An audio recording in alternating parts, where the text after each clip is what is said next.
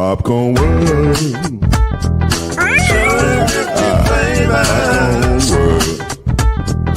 Popcorn World. Yeah.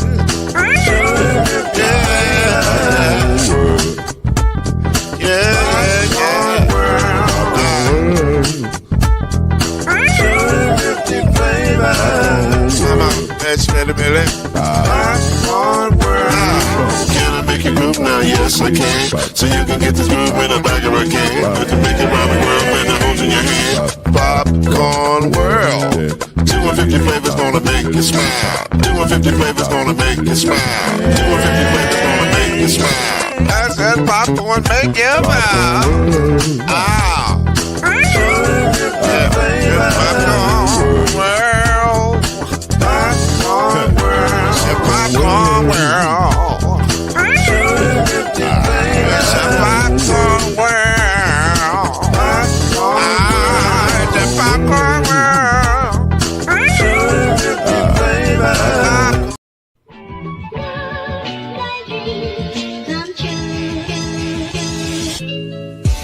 Now it's time for Believe in the ACC with our starting lineup.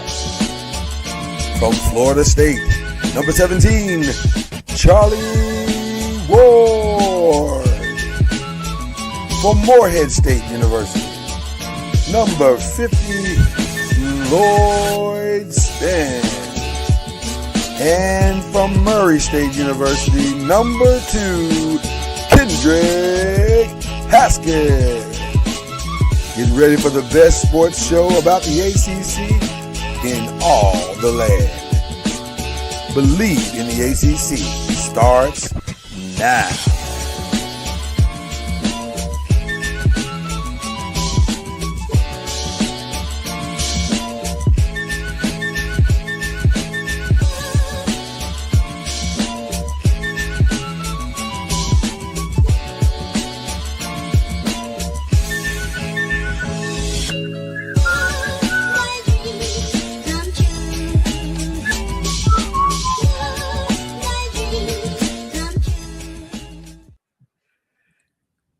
In all the land. That's what the guy said. I don't know if you heard him, but that's what he was saying. In all the land. So I'm glad he said it, personally. I agree with him.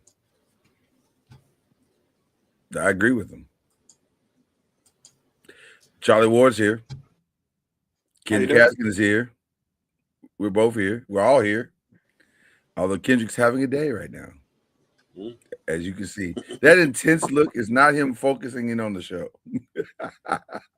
It's him trying to figure out, why is my software not working? He will figure it out. He's a smart man.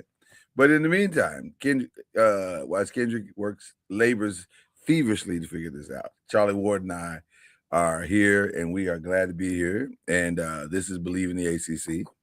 And we will discuss things that relate to the ACC or are around the ACC or had ACC players involved with it. We'll just get into all of it. And I'm excited about that. So we're going to jump around a little bit. And I want to discuss, go back to Monday with Charlie. First of all, Charlie Ward, how are you doing? That is a fantastic shirt you wear. What is that shirt about? I got to know. What's going on with this shirt, brother? Y'all remember the show Family Matters? I do, because it's a rare condition in this day and age to be reading the good news on the newspaper page. Yeah. So today is our Family Matters Day of Giving. Yeah. So we have it's actually 2 days, but is 1,887 minutes of giving. Wow. Towards our school programs, athletic programs, school programs, or programs. And so it's a 2-day deal. Started this morning at 9 a.m. Eastern time. Okay. Go until 4 p.m. Tomorrow afternoon. So it's like a day that they've uh, they've called to give to support whatever programs you would like to support. And throughout the today and tomorrow from 9 to 10 a.m. Eastern time, the program that raises the most during that time period, our Family Foundation is doubling it. So Wow. it's like a match. So if you raise whatever whoever has the most amount during that time, they get $5,000 bonus. So it's not really a match, but if you raise the most during that time, you get $5,000 bonus for your program. So I just ask everyone, to join. You can go to www.1887strikes, that's with an S.com, and you can hit athletics and go to men's basketball, and there'll be the giving. So okay, now I want to make sure it's 1887strikes.com. Correct. And you have to hit men's basketball because Well, men's basketball is trying to win. correct. And that's between 9 and 10 today if you're able to do it. But we accept donations throughout the day and beyond. And also tomorrow from 9 to 10. That's where we're trying to win those that hour. So Gotcha. if you're inclined to give, and there's no small amount besides zero. So 9 to 10, that's now. Like that's right now. Yes, that's right now. So if you're listening live on whatever platform you're listening to, YouTube, Facebook, whatever, LinkedIn, go now and do this now. And then Charlie Ward will be happy. And so will people at FAMU. They will all be Yes. happy that you And did this thing. And you can share it with your friends as well. Okay. Now, is it specifically the basketball team or is it the athletic program as a whole? There is a link for the athletic department, but we're representing men's basketball. So there's a link for men's basketball on there. Okay. See, they almost had me. I almost went and saw the athletics, like, oh, this is it. And then Charlie Ward said, no, sir, don't do it. Go to the men's basketball. You did kind of say that off the top. You did, but once you go on, you hit athletics, then you have to, go and not search, but scroll down. it's kind of a search, Charlie, and be honest with you. It is kind of a search. I'm not even gonna joke with you on that part. I may have to use the link that you sent me and said I have a link. I may have to use the actual link, but there's kind of a search, but it doesn't matter. Whatever, the money's going to a wonderful cause. Help FAMU. Somebody made this mistake in the conversation with me the other day. They were like, well, HBCUs are getting a lot of money. I said, I don't know what HBCU this is that you're talking about, because the ones that I'm familiar with, they are not getting a lot of money. They need money, and they need it all the time. So if you can help, please help. So the crazy part about that statement is, you think about the schools that's not HBCU. Mm-hmm. They have different types of fundraisers and people giving. And I say different, but they have very similar, because FSU has a day of giving as well, that they promote throughout their organizations. And so it's really no different. And even though those schools get resources from other places, Right. they're always not geared towards certain areas. So it's just people want to give, and there's a lot of great causes out there. It's just a matter of where you want to give to and who you want to give to. Sweet. All right. Well, listen. Go do it. That's all I can tell you. Just do it. It's a good cause. It's a good school. Charlie's a good guy, doing good things. Well, I appreciate it. 1887strikes.com. Just go handle that and stop beating around the bush and do it now, because you know, it helps. Every little bit helps. All right. Kendrick, what's going on, brother? Oh man, it's making things work. I think had to switch computers, and we get into the show, and then my mic was muted, and StreamYard's like, "Oh, my bad." So it took me out and brought me back in. So we're here. Well, listen, in the words of the illustrious prophetic, And I still can't hear myself in my headphones now. Well, listen, in the words of the prophetic Salt and Pepper, your mic sounds nice. Check one. So there you go.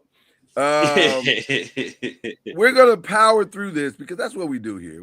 Despite challenges that may occur, we power through and make it work. So we're gonna make it work this morning. And we're gonna start at. I was gonna start with the portal because the portal is going crazy right now. Like I wasn't expecting. I had to text Kendrick, Charlie, and ask, had Jeff Waltz and Pat Kelsey been threatened by their job? Like, so did somebody tell them, do it, have a great portal or else? And because they're going crazy in the portal right now, and both teams are putting together the type of squads that can really compete at a high level. Like they should be able to compete at a high level on both sides. So, Kendrick, tell the peoples what went down so far this week. Well, we can talk about the comings and goings. Kenai Roots, he will be a junior this coming year. He left Louisville, is going to Oklahoma. Right. Sananda Fruz signed with Marquette yesterday. Let me think. Which those are losses, but they're not like stunning losses. No, they're not. My guy Zugris is into the transfer portal, hadn't gone anywhere yet. Right. But they were able to sign the kid from Kansas. I got who is the number one? Who is the number one? You got the number one portal kid. Transfer portal kid. Burgundy. It's not. I want to call him Ron Burgundy, but that's not his name. It just feels like it's his name. No, it's not. Bungudy. What is the name? I gotta get used to the name. His name it's Flory Bedunga from Kansas. He's the number one recruit in the transfer portal. Here's what he is. He's the defensive player of the year last year for the Big 12. He puts up pretty solid numbers, but what he's known for is being able to hold down the middle. Why is that significant? Because that is exactly why Louisville was losing every single game they played last year. They had no one that could play in their front court consistently. They also got point guard from Oregon. Okay. And which Shellstad, I think is his name. Jack Shellstad or something. Not being kind to me today. Yes. I think yes. Shellstad's his last name. Yeah. So it's going well, to say the least. It is going well. Go ahead. So we'll see. We'll see if they can keep it up. Oh, and then they got a commitment to Carter Knox, the highly touted recruit Carter Knox. Yeah, they got Carter Knox yesterday from Arkansas. Knox is funny because So when he went to Arkansas, Louisville was in his final group. He picked Kentucky, and when Cal left for Arkansas, he went with Cal to Arkansas. But his older brother, Kevin Knox, who spent some time in the NBA, played for Cal at Kentucky. So all kind of weird angles going on with that one. But Carter Knox is committed to Louisville yesterday. That's on the men's side. Now on the women's side, they got a lot. They got Kyrus Baker, who is Ben Baker's daughter, played at Virginia Tech. They picked up Denia Prawl from Tennessee, who was a McDonald's All-American before she went to Tennessee. And they got Zamaria Jones, who's the big get from NC State. I'm trying to understand how the coach at Tennessee, University of Tennessee women, still has her job. Like she lost her in an unprecedented fashion. She literally lost her entire team. She is literally starting over from scratch, which is I've never heard of that before. I've never seen a coach lose their entire team and still remain employed. Like I had to go Google her and say, is she still there? Is she gone? How's this happening? And she's still, as of today, she's still there. Now I don't know what their plan is, because you would think if a whole team decided to leave, that's a clear indication that there may be a disconnect with the administration. I heard Holly Rowe say something about it's the AD. It's more the AD than it is the coach, which I guess, but most kids don't even know they barely know who the AD is. So it feels like it's the coach. Like it feels like Now they know who the AD is on campus. Well, Now I the guess kids what know who the AD is. I guess what I mean by that is that their relationship with the AD is not nearly as solid as it is with the head coach. And so you're seeing the head coach every day. You might see the AD every day, but it's more likely you're going to see the head coach, and that's going to have more of an effect on whether you stay or go than unless now here's the caveat. Unless in this new IL generation promises were made and then promises were unkept, then you absolutely know who the AD is. So I'm wondering if it's a little bit of that. But it's a fascinating situation. I'll tell you that, Charlie. I'm you're not. She had a tweet.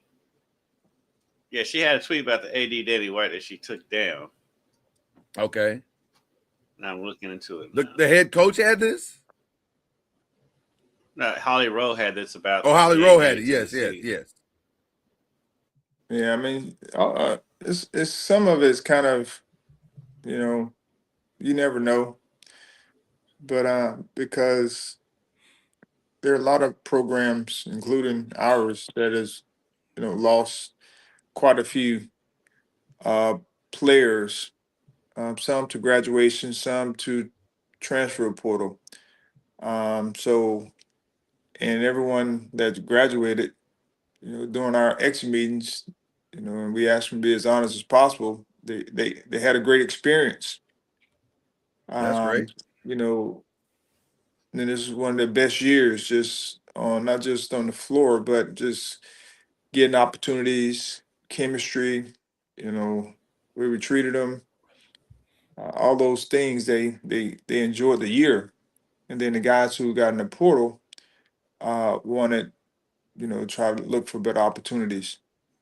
Yeah. So that because some of them didn't play, or some of them were told that this is the situation moving forward for next year, which they had a choice on whether they wanted to stay or not. So they chose to move on, or at least put the name in the portal. Right. So I think some of that is player led. Some could be coach encouraged in some form for them to make choices. That does happen. So it's not all on just the coach or the player. It can be a combination of both. Charlie, what is typically your philosophy, your transfer portal philosophy personally? Do you want kids to explore their options? Would you love for them to just, let's stick it out, build something? Are you like old school in that manner, or a little maybe a combination of both? I mean, it really depends on the young man. Okay. And just those guys there's some guys who, we wanted back. One of the guys we wanted back, and he chose to move on, or at least put his name in a transfer portal. And there's some guys that needed to move on to get a fresh start. Okay. Because of their year that they had, or whatever the case may be.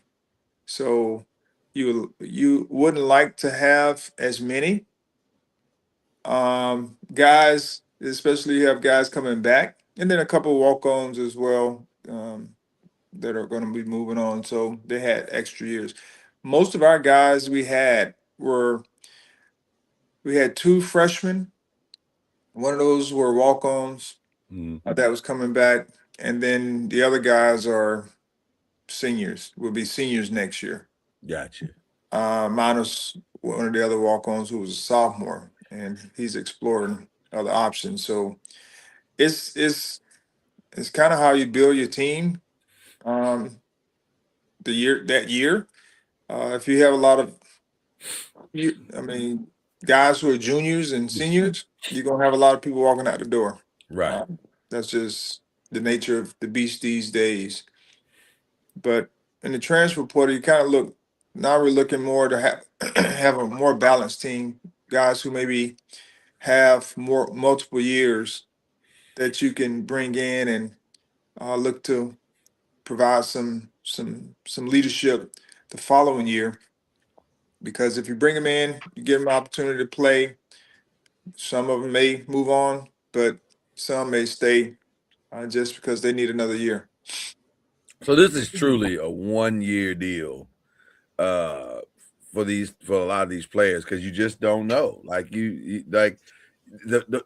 so your success could breed an exodus easily, as a lot of teams are seeing right now. A lot of teams are seeing exodus for various reasons. North Carolina lost. I think they lost a few, like 4 or 5 people, just on Mike Malone being hired. They were like, "Well, I'm not staying for that." And I'm sure that may not have been the only reason, but it could have been a factor because they just didn't want to play for Mike Malone. Who knows what all the reasons are? But that's or Mike Malone didn't want them, or Mike Malone didn't want them. To Charlie's point and your point, Kendrick, Mike Malone was like, this guy can't play. Let's get him out of here. So, and by the way, not an unrealistic response from a team that when it lost its best player in Caleb Wilson, they weren't able to do as much. Although they did steady the ship. They weren't like awful, but by North Carolina standards, I guess they didn't meet the standard of what people's expectations were. And the coaches want to bring in players that they know they want to bring in their own players. I mean, that's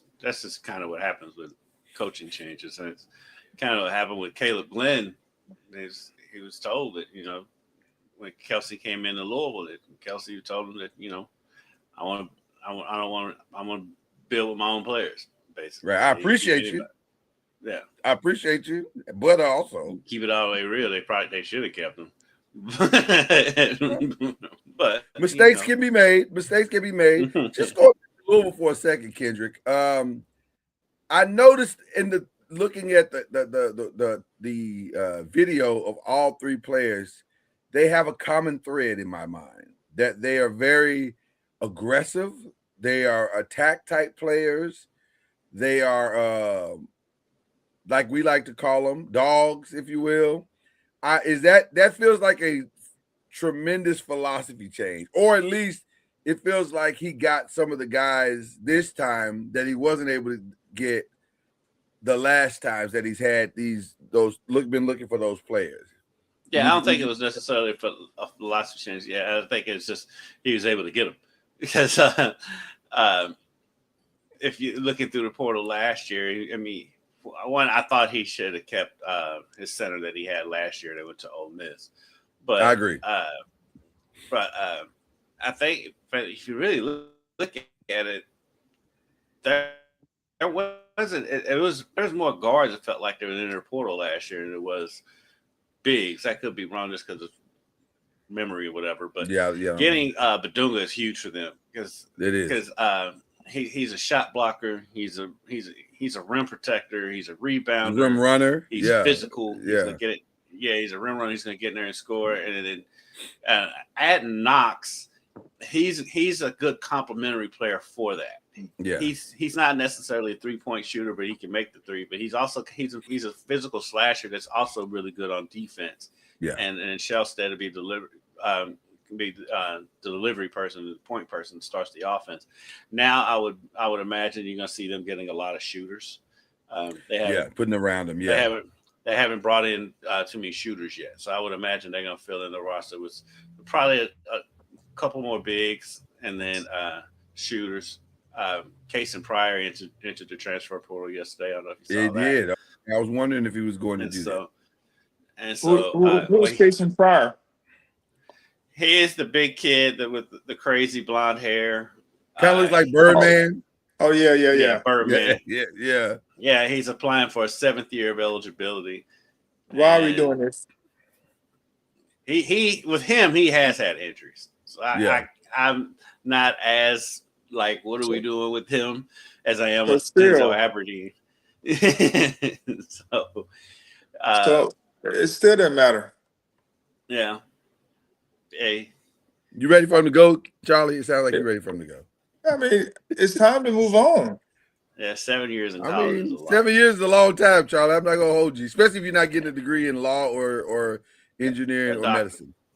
Right. That's my point. Like we're using college as our fallback to just keep going, to play basketball or play football or play whatever sport it is, as opposed to moving on to the next. That used to be the thing when your eligibility was up. You just moved on, regardless if you had multiple injuries or what. It was just time to move on and do something different. I understand the thought process. Don't get me wrong, and people enjoy college, but now I think they're seeing it more as a job, for a sports job, not for education purposes, but just a sports job to continue to do what you enjoy doing. And that's right, Charlie. That's pretty much what former UK guard Denzel Aberdeen is doing. I mean, no disrespect to the kid because he was a nice kid, but I mean, he played 3 years at Florida, played 1 year at Kentucky. Now he's applying for a 5th year because he didn't play much his freshman year. But let me play devil's advocate just a little bit. That kind of stuff is annoying. But at least with Casey, he was injured. But let me make a case for the other side. Not a strong case, but just the reality. If I had a chance to make any money whatsoever, because I was having a conversation with a former D1 player friend of mine the other day, and he was like, "Man, listen, back in the day, if somebody would have just gave me $30,000, that would have made a massive difference in my college experience." So I get it.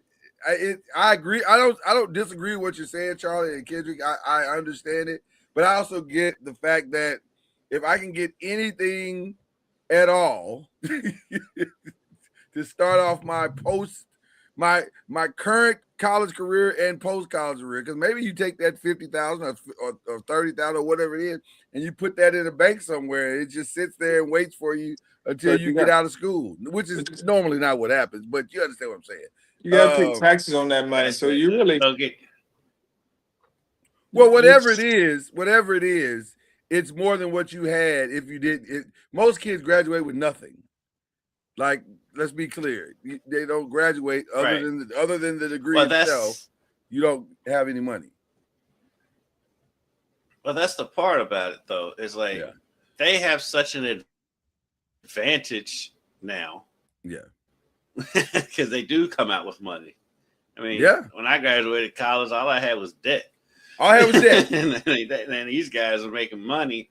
And and then like I heard John Calipari's statement a couple of weeks ago, and like I usually go along with a lot of stuff that Cal says.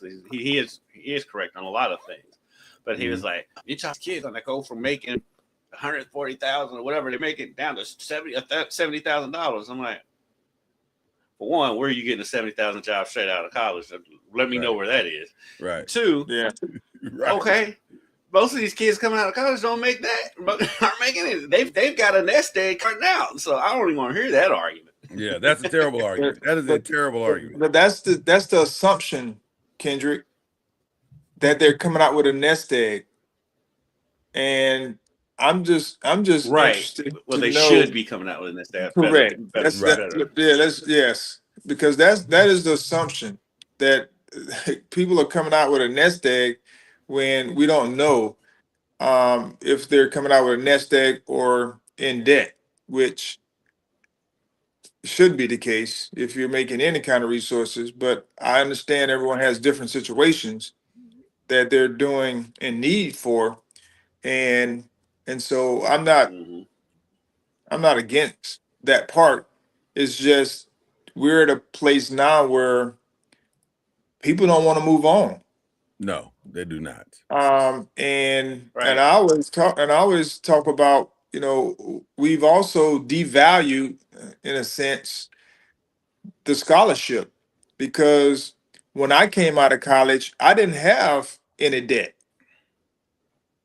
at all. Yeah. So I wasn't paying back any loans or anything like you just mentioned. And so that was very valuable for me. Now, what I've liked to been able to take advantage of the name, image, likeness, and those types of things for sure. Right.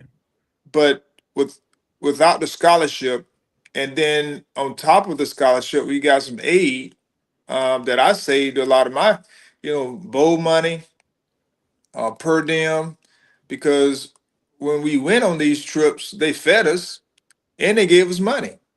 And so I'm like, why would I want to Mhm. spend the money that they gave me when they already feed me? Right. Um, Right. you know what I mean? Like Right. that was my, stipend or whatever the case may be. But of course, I would love to be able to support my family, traveling to the games, all that stuff that they're doing today would have been allowable, Right. to be able to support them so they wouldn't have debt. I was just blessed to be able to, help them afterwards in some form or fashion, because I made it professionally, but not everyone has that part.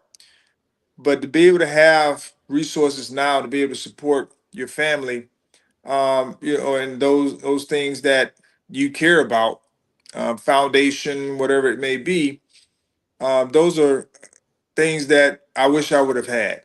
Yeah. Don't get me wrong.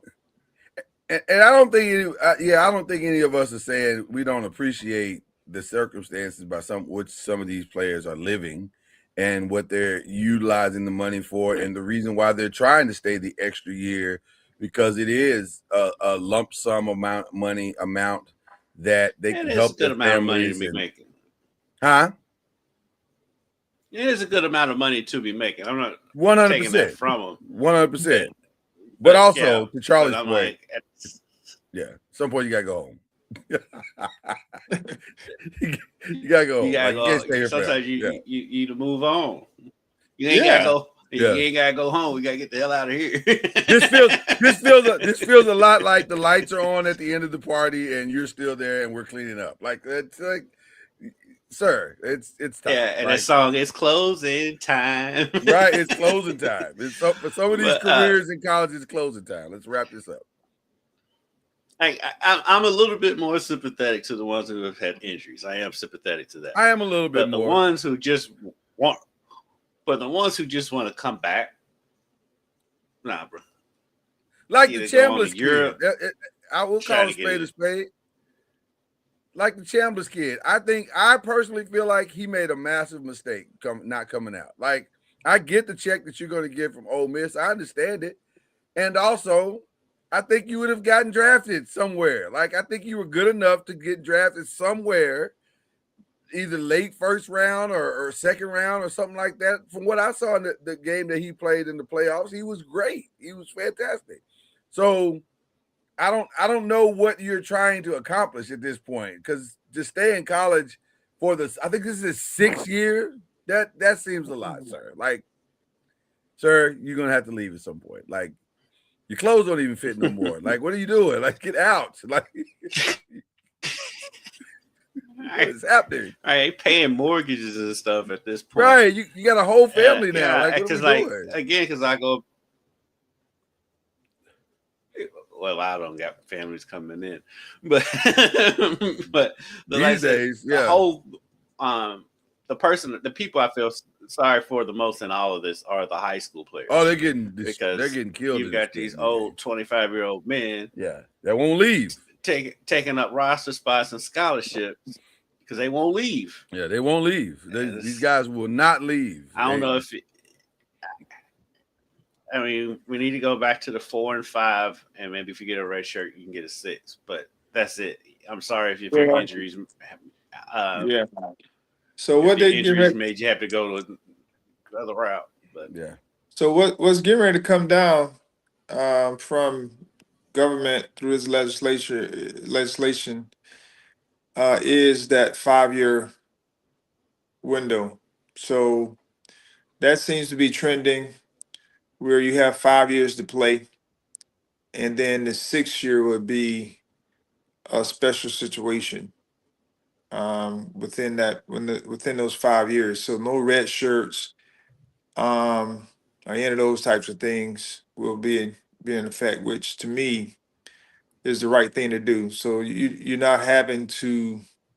So when they're asking for a 5th year, that wouldn't be an issue. With this new ruling that they're looking to bring down, that gives you 5 years to play. That's plenty of time. You can, after that, you start transitioning to whatever it is that you need to do. Not trying to get a 6 year because you didn't play enough. Within those 5 years, if you had a major injury that cost you a certain amount of games, I would say that would probably be a waiver. Um, but the other thing is we can't be pulling a PJ Haggerty, 5-5. That to yeah, me, that's job hopping, like money hopping, or all those whatever hopping you want to call. 5-5. Whatever That that happens, hilarious. that's just uncalled for, unnecessary. Yeah. yeah, I wish they would go back to either sitting out or losing a year of eligibility for the transfers. Something. Because like 'Cause these kids playing, I'm like, what education are you getting? Because I'm like, for traveling. the kids that don't make it professionally, that have done all this school hopping, what do you come out? What when you go to an employer or you filling out your resume? What are you putting on there? It's like what your degree is. My degree is transfer portal. Like I have a bachelor's. I have a bachelor's in transferable living. Like Yeah, and then they're So gonna want 6 figures. right. And by the way, pay me 6 figures for that. I don't what so You watch me in the tournament. right. Did you not see I me in March? That was amazing. I really want somebody to get like a poll. I'm sure there's a poll or something out there Mhm. on what happened to the student athlete that within the transfer portal window. Mhm. What happened to them 5 years, 10 years after they finished college or their eligibility was exhausted? Well, ironically, we're not even in. We haven't even reached. We ain't been doing it long Well, enough. where we can do that poll. So it's crazy how chaotic it is in such a short amount of time, but not unpredictable. This was very much predicted. Like we all knew. Hey man, so what are the rules again? There are no rules. Oh, this is gonna be bad. So we I all knew didn't that was coming. anticipate that. I didn't see, and I guess it's just me not paying attention. I guess I didn't see the guys coming back like, I want to play again. That's the part, right? Now I didn't see I that want to keep coming. playing. Why? Because I want to. Right. Right. We didn't see that coming. We did not see that. We didn't see squatters' rights, like, which is where we are now. Like, I love it here. I don't think I ever want to leave.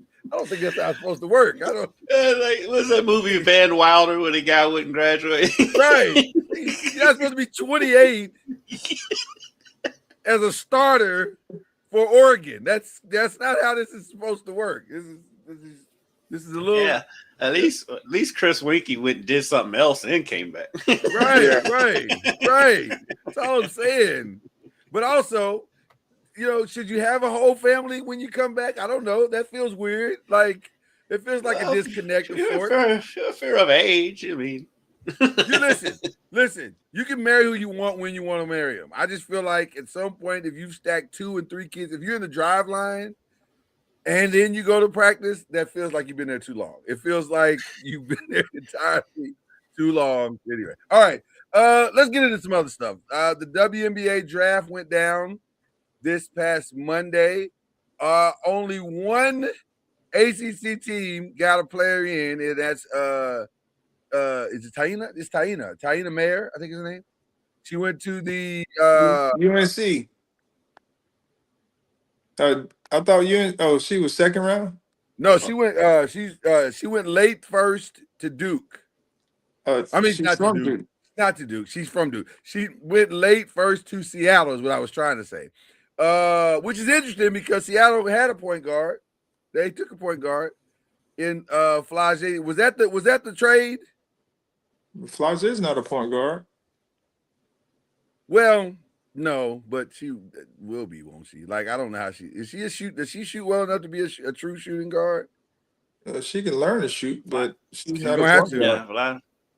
Yeah, Flage is a bucket getter. That's what she is. She is a bucket getter. She can score. She has good ball handling skills. So, well, anyway, she was the only one that went in the first round for the ACC. Shout out to the Wings who, when looking at the landscape of the WNBA, they saw all these tall players. They just saw.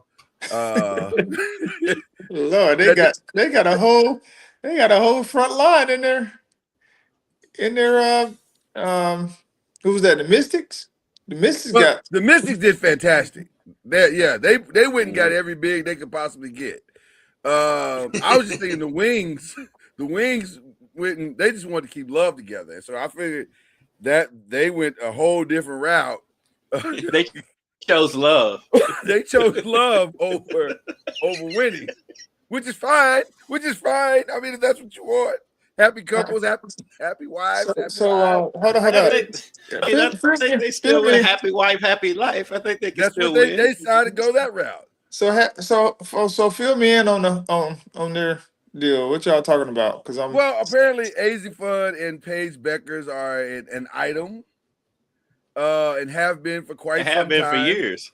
Yeah, of course they've been dating for quite some time, and so they have. Yes, they have.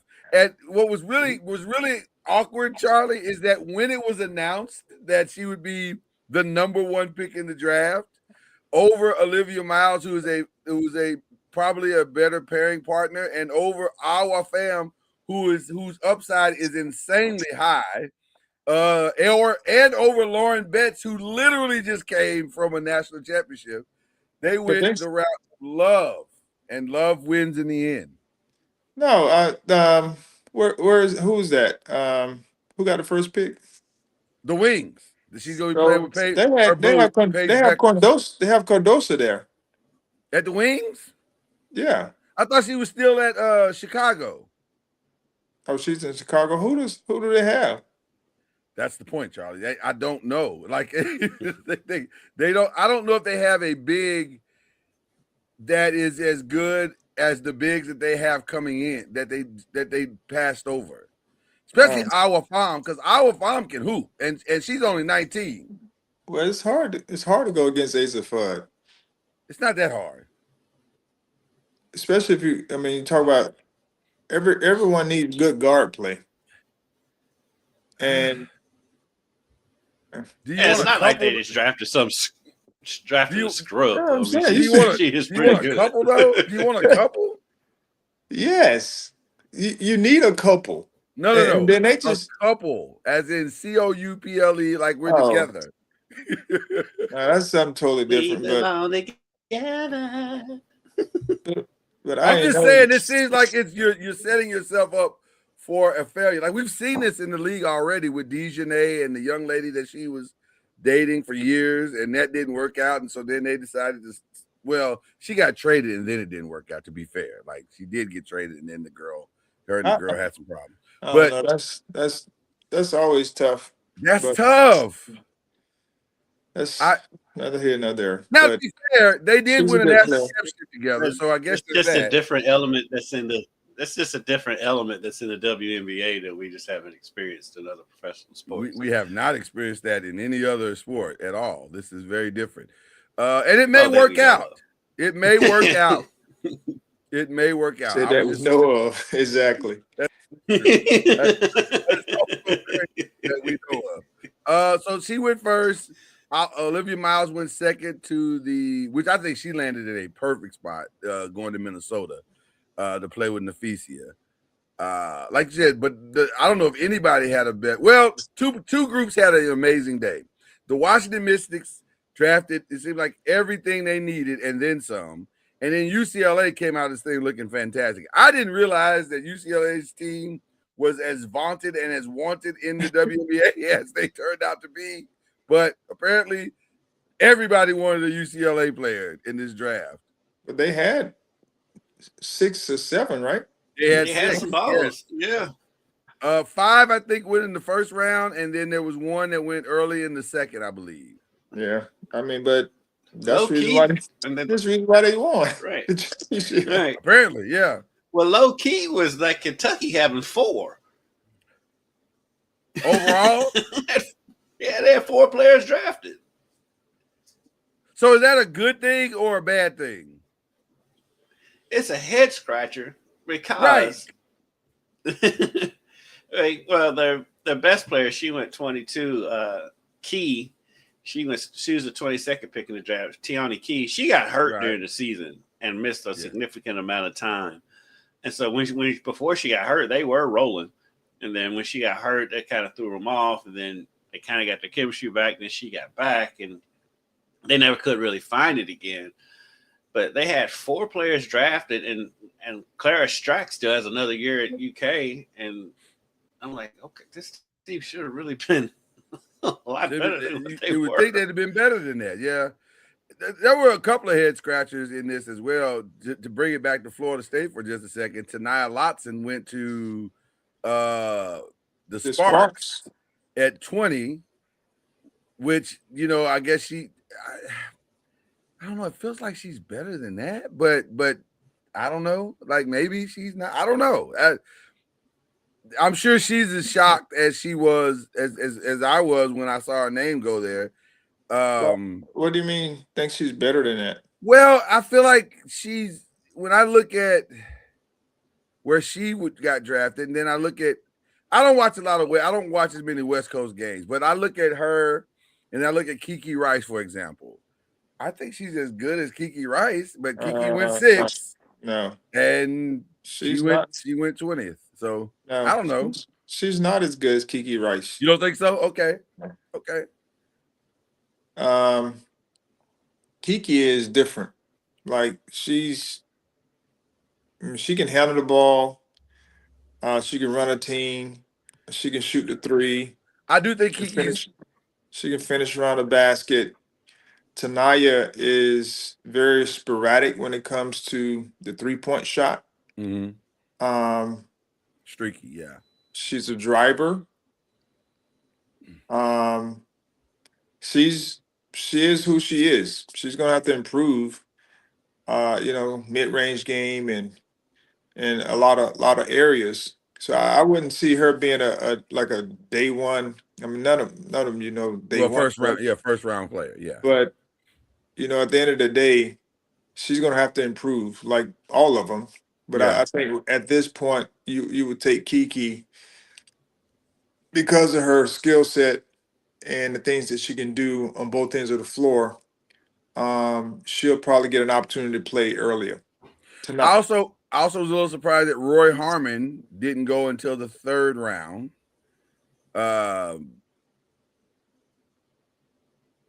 I particularly like a lot of the things that Rory does, but she went to the Mystics, so she may have gotten into a better situation than she thinks she did. I think she has a strong chance to make the team, though. Normally, when you get to that 3rd round of players, it's not good for them to make the team. But Rory's a good scorer. Maybe it's just her size. That league can go in the 1st round and not make the team. That's very true. That is very, very true. That is very, very true. So it was an interesting draft, to say the least.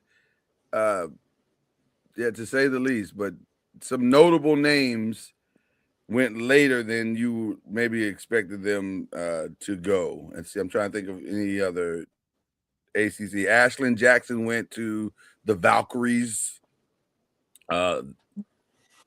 in the second round. I think Cassandra Prosper went to the Mystics from Notre Dame.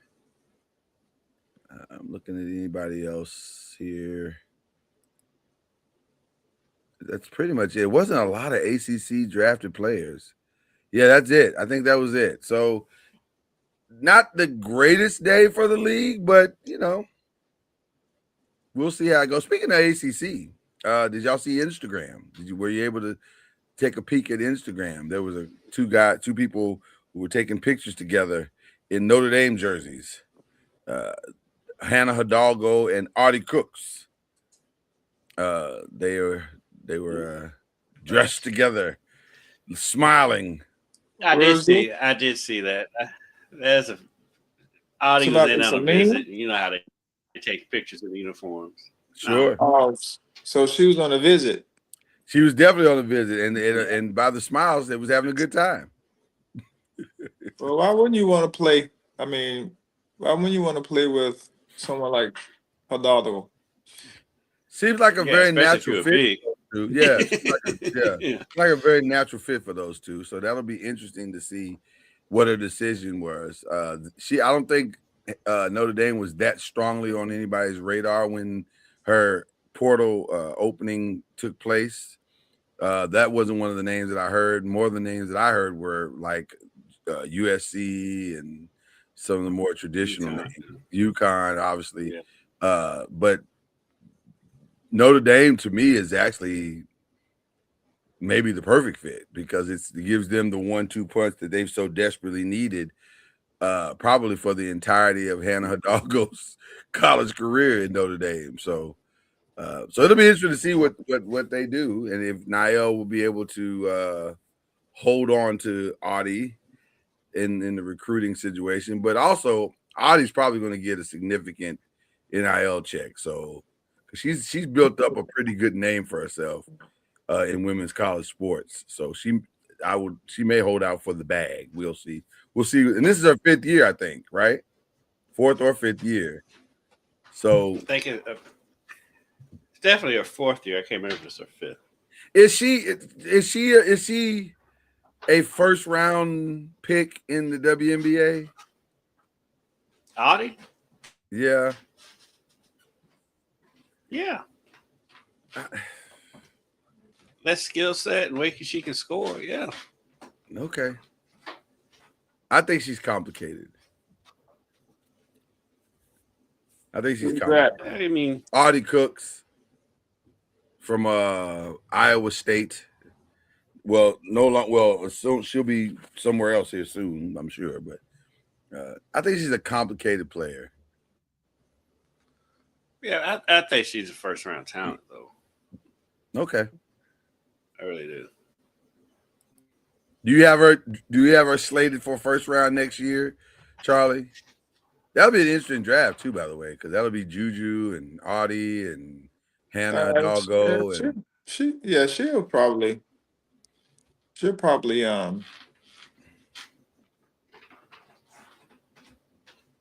probably go first round. Yeah, she'll probably go first round. Okay. Especially if she's at it doesn't matter. She's gonna be good, whether she's at Iowa State or another school. Yeah, she'll play. She may swing, depending on where she goes. And you also got to go on name recognition.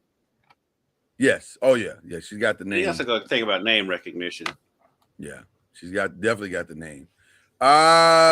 Let's get into some other stuff. Let's get into some NBA. Y'all, we'll have some fun with the NBA real quick here. Steph Curry last night was amazing. The play-in has been, as a whole, has been fantastic. Like I'm gonna be honest with you. When they first came up with this gimmicky thing, I was thinking, this is ridiculous. Why are we doing this? And I have to be honest, it's been good.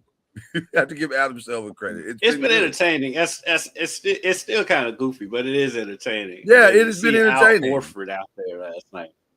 Old man Al Horford to go 4 for 4 for 3-point last night. It was a fun game to watch last night.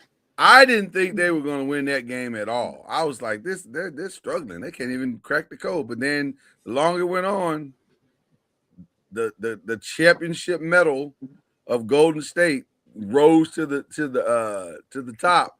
And even, I mean, all the way across the board, not just in Steph. And I know we're going to give Steph and Al from the offensive side all the credit, but man, those plays that Draymond made down the stretch, I was like, Jesus, the play inbound Draymond play made was, at the end.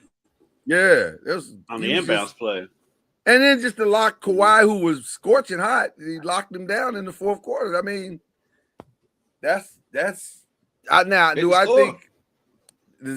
think any of they now they're not even in yet, so let's not get ahead of ourselves. They still have one more game to play against the Phoenix Suns, ironically. And so we'll see if they can slow down the Phoenix Suns long enough to steal the 8th spot, where they will be rewarded in playing the Oklahoma City Thunder, who, by the way, won last night as well. Because as the Clippers were eliminated, it guaranteed that they would be in the lottery, which allowed the Oklahoma City Thunder to get another draft pick from the Paul George trade that went down. How is Oklahoma City still doing this? I talked about that Luka trade. What OKC has done is grand. That one is as bad. That one is as bad, if not worse. Because they keep taking hits. The Clippers still can. And by the way, because I mean, they're still in the future.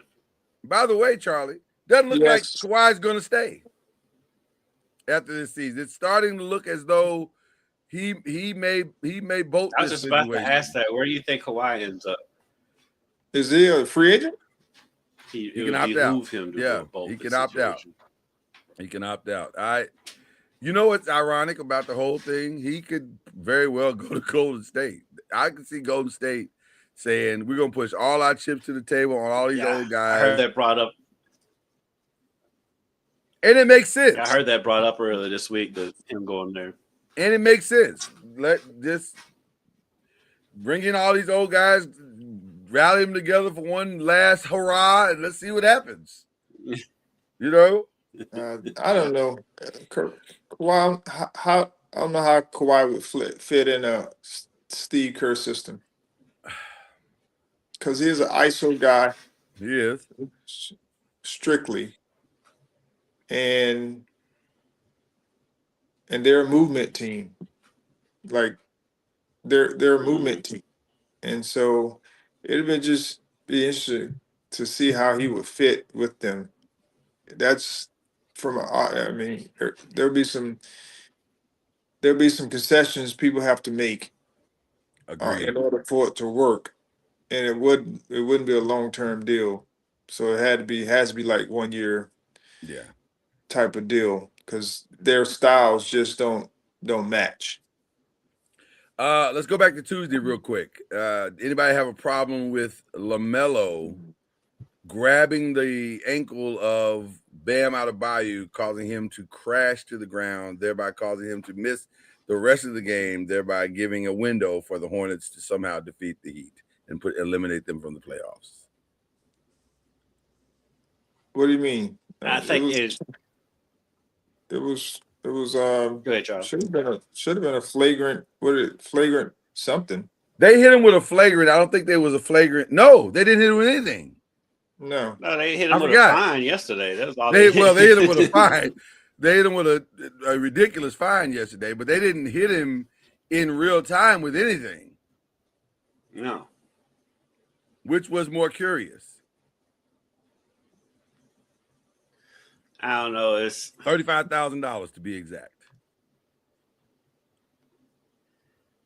I mean, I can see Spoelstra's frustration and thinking he should have been ejected from the game. I don't know if I would have gone that far, but it definitely should have been a flagrant one. And if they did eject him from the game, I wouldn't have had any problem with that either. Yeah, I was pretty indifferent about the whole thing. Like if you want to eject from the game, that's fine. Right. I don't know why N popped in my head. Was injected now. That was weird. if you wanted to eject him, that's totally fine. I wouldn't have had an issue with that. But also,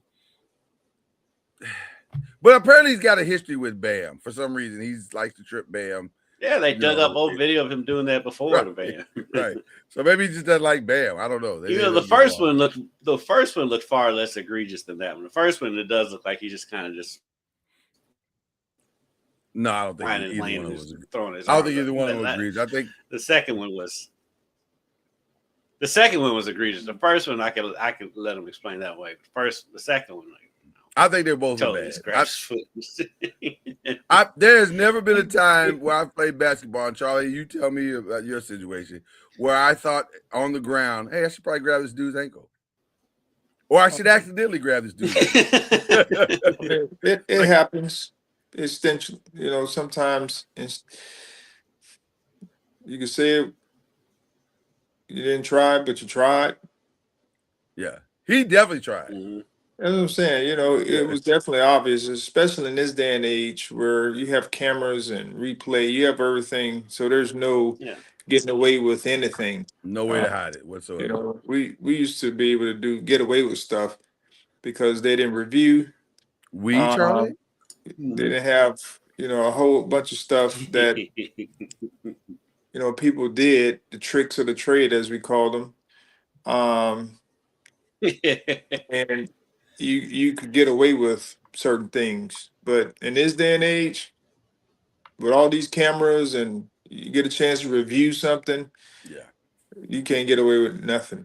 Can't get away with nothing. No. Speaking of not getting away with anything, the Memphis Grizzlies have apparently reclaimed their franchise from Ja Morant completely. They have shut him down in every possible way. This is the quietest we're going to discipline you I've ever seen in the NBA towards the superstar. I hadn't heard anything about it. So just now, I was scrolling ESPN and I saw something. Well, I actually did hear about it, and I was going to bring it up to you.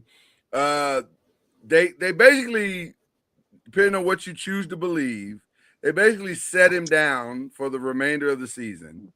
Yeah. And then to bring the final, to use a terrible euphemism, to bring the final nail to the coffin on the final night, Charlie, of the season, where the players were giving their jerseys away to the little children. They told Ja, we don't need you to do that. Keep your jersey. Keep your jersey and head to the locker room, sir. We're fine. I was like, wow, that's hey. If Petty was a franchise, I guess it'd be the Memphis Grizzlies. Like, that is,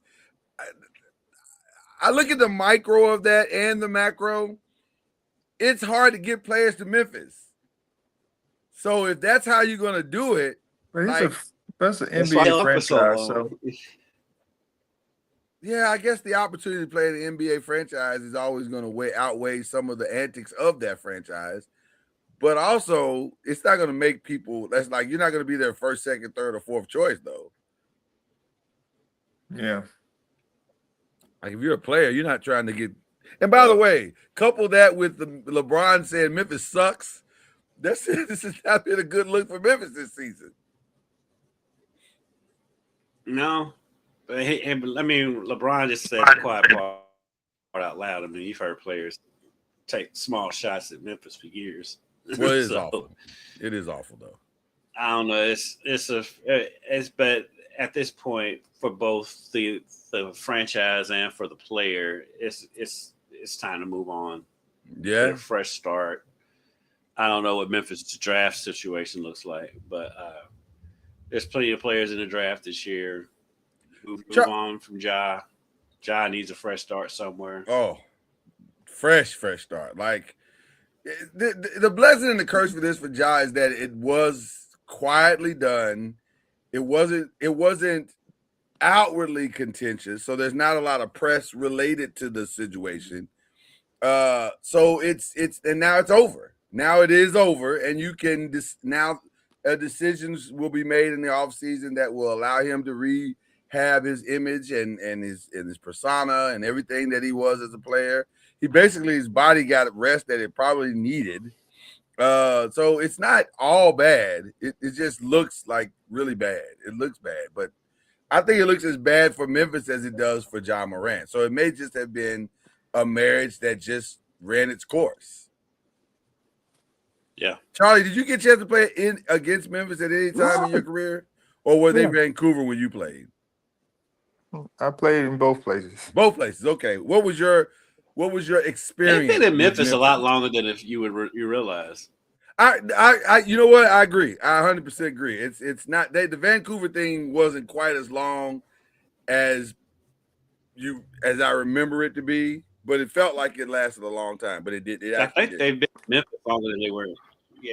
Yeah. I think they've been in Memphis longer than they were in Vancouver at this point. Gotcha. What was your experience in Memphis, Charlie? I had a good experience. I mean, Memphis is Memphis. It's just another place. I got a chance to meet one of my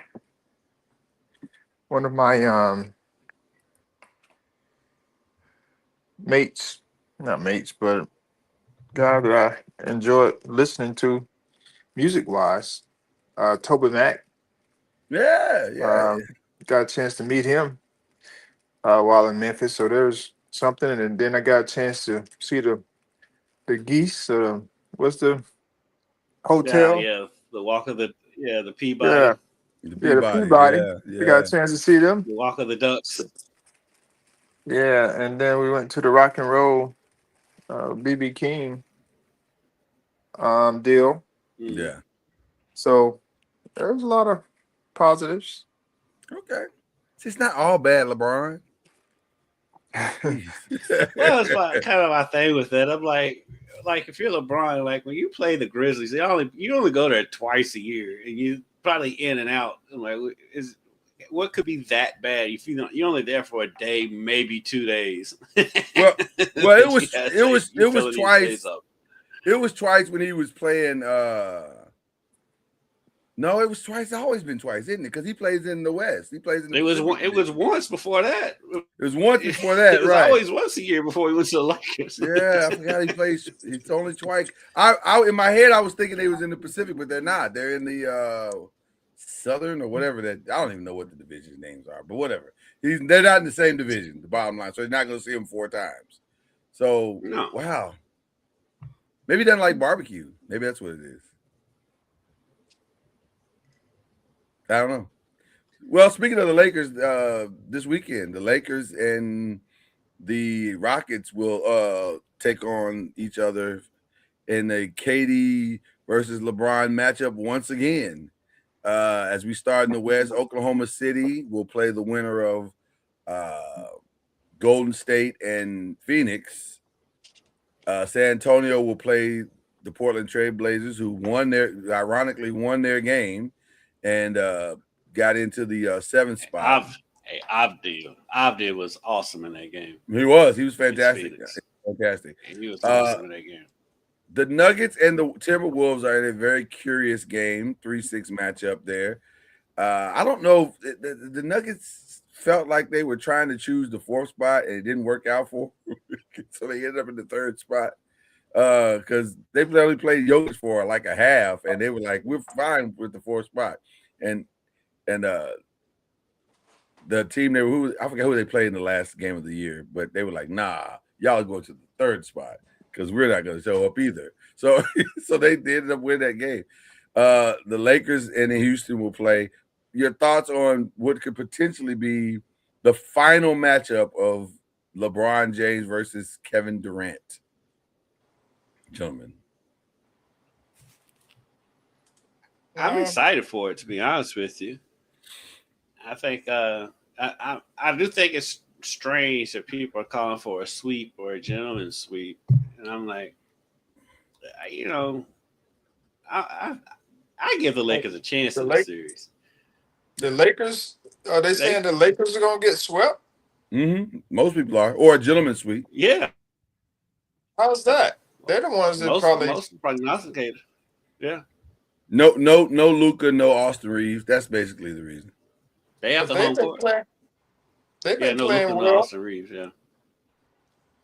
The Lakers have been playing well lately, even without those guys. Mm-hmm. I mean, other guys have stepped up. Be interested to see because Houston, I mean, it depends on how they play. You know, Right. playoffs is playoffs, but I mean, they do have an advantage, but they don't have a point guard. And it has mattered all season long that they don't have a point guard. It has mattered all season long. I don't think it's going to be. I don't think Especially it's in the going to clutch, be a especially in the sweep. fourth quarter. It's killed them all season long. Yeah, I don't think it's going to be a sweep. I do think it'll be. I don't know. You know what? I really don't know. I think I Houston think if wins the series. Lakers can come out and steal the first one. And it's crazy to say they still in the first one when it's at home. Right. But that's the reality, That's though. how it's looked at. Yeah, that's the reality, though. It's if they can't steal the first one, then I think it could get ugly. I don't know what kind of road game they have without Luka and without Austin. That's the real question, because that's 75% of their scoring. So it gets interesting at that point. So I don't know. I'm looking forward to all of the playoffs. The biggest thing I'm looking forward to out of the playoffs, more so than any of that, is that Inside the NBA is going to be with us for the entirety of the playoffs and the finals. That's what I'm really looking forward to. Well, they should be rested because they barely used them all year. They barely used them. They are well rested after a long winter nap. So Yeah, there's that. I like that Detroit has their full squad back and they are ready to go. Philly took the 7th spot. Either Orlando or Charlotte will take the 8th spot. We'll find that out on Friday. If I had to guess, I would say Charlotte's going to get it. Charlotte looks like Charlotte is playing with house money, and they look like they could pull this off. Yeah, I like the Charlotte team a lot. Mm-hmm. What are your thoughts, Charlotte? They're fun to watch. And yeah, Charlotte is very interesting. You know, they had a pretty good run at it the other night. And so it'd be interesting to see how they can play, because Canupa didn't have a great game, and coach didn't put him in late in the game because of that. But that's expected. When you're a rookie, you kind of have your moments, and I think they have a solid team. I don't know how far they can go if they, they get past. Where are they? I know they won the other night, but this game will be in. They are fighting for their playoff lives to try to get in against Orlando on Friday. And if they can beat Orlando, then they will take the 8th and final spot, and their reward for that will be to play the Detroit Pistons. Okay. Yeah. Yeah, I mean, it's Orlando is they're hit or miss as well. Yeah.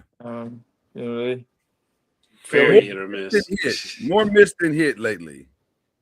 Yeah. And their biggest problem is they can't stay healthy. Like their key places, they can't stay healthy. Banchero, the Wagner boys, they're just always hurt, and so they can't get any traction, momentum going, and keep and sustain it.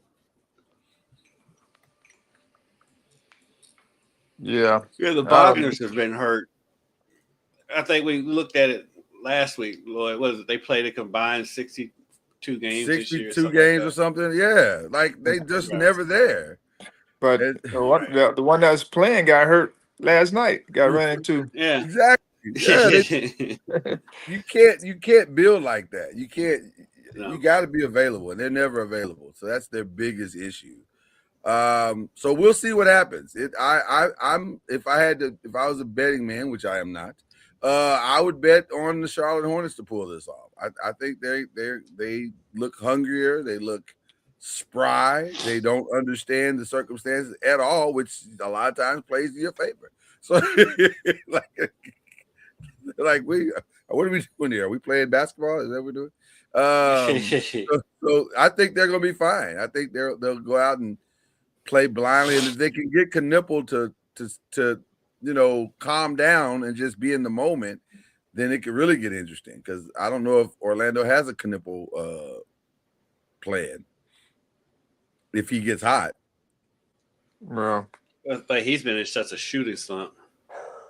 Well, he's hit the rookie wall as you would expect. Yeah, as you would expect for him. So, I would like to delay if it's okay with everyone our mock draft, since the draft is next Thursday. We got time for that. But I do want to talk about some of the rest of the stuff, which is there is an interesting situation brewing with my Giants that it appears. Well, here's what's for sure going to happen. They're going to lose a significant defensive player. It's either going to be Kayvon Thibodeau or it's either going to be Dexter Lawrence. It feels like it's going to be Dexter Lawrence. I was going to say, I hadn't heard about Thibodeau. I just heard about Lawrence. Thibodeau's been on the trade the entire time. Like but he doesn't command as much. The reason why they haven't pulled the trigger on the trade is because he doesn't command as much back as what Dexter Lawrence is probably going to command. With Dexter, you can probably get at least one first-round pick. With Kayvon, I don't think you can. I'm not sure you can get a first-round pick for Kayvon because he's always hurt. So, right. Do you have that issue? So it's going to be interesting.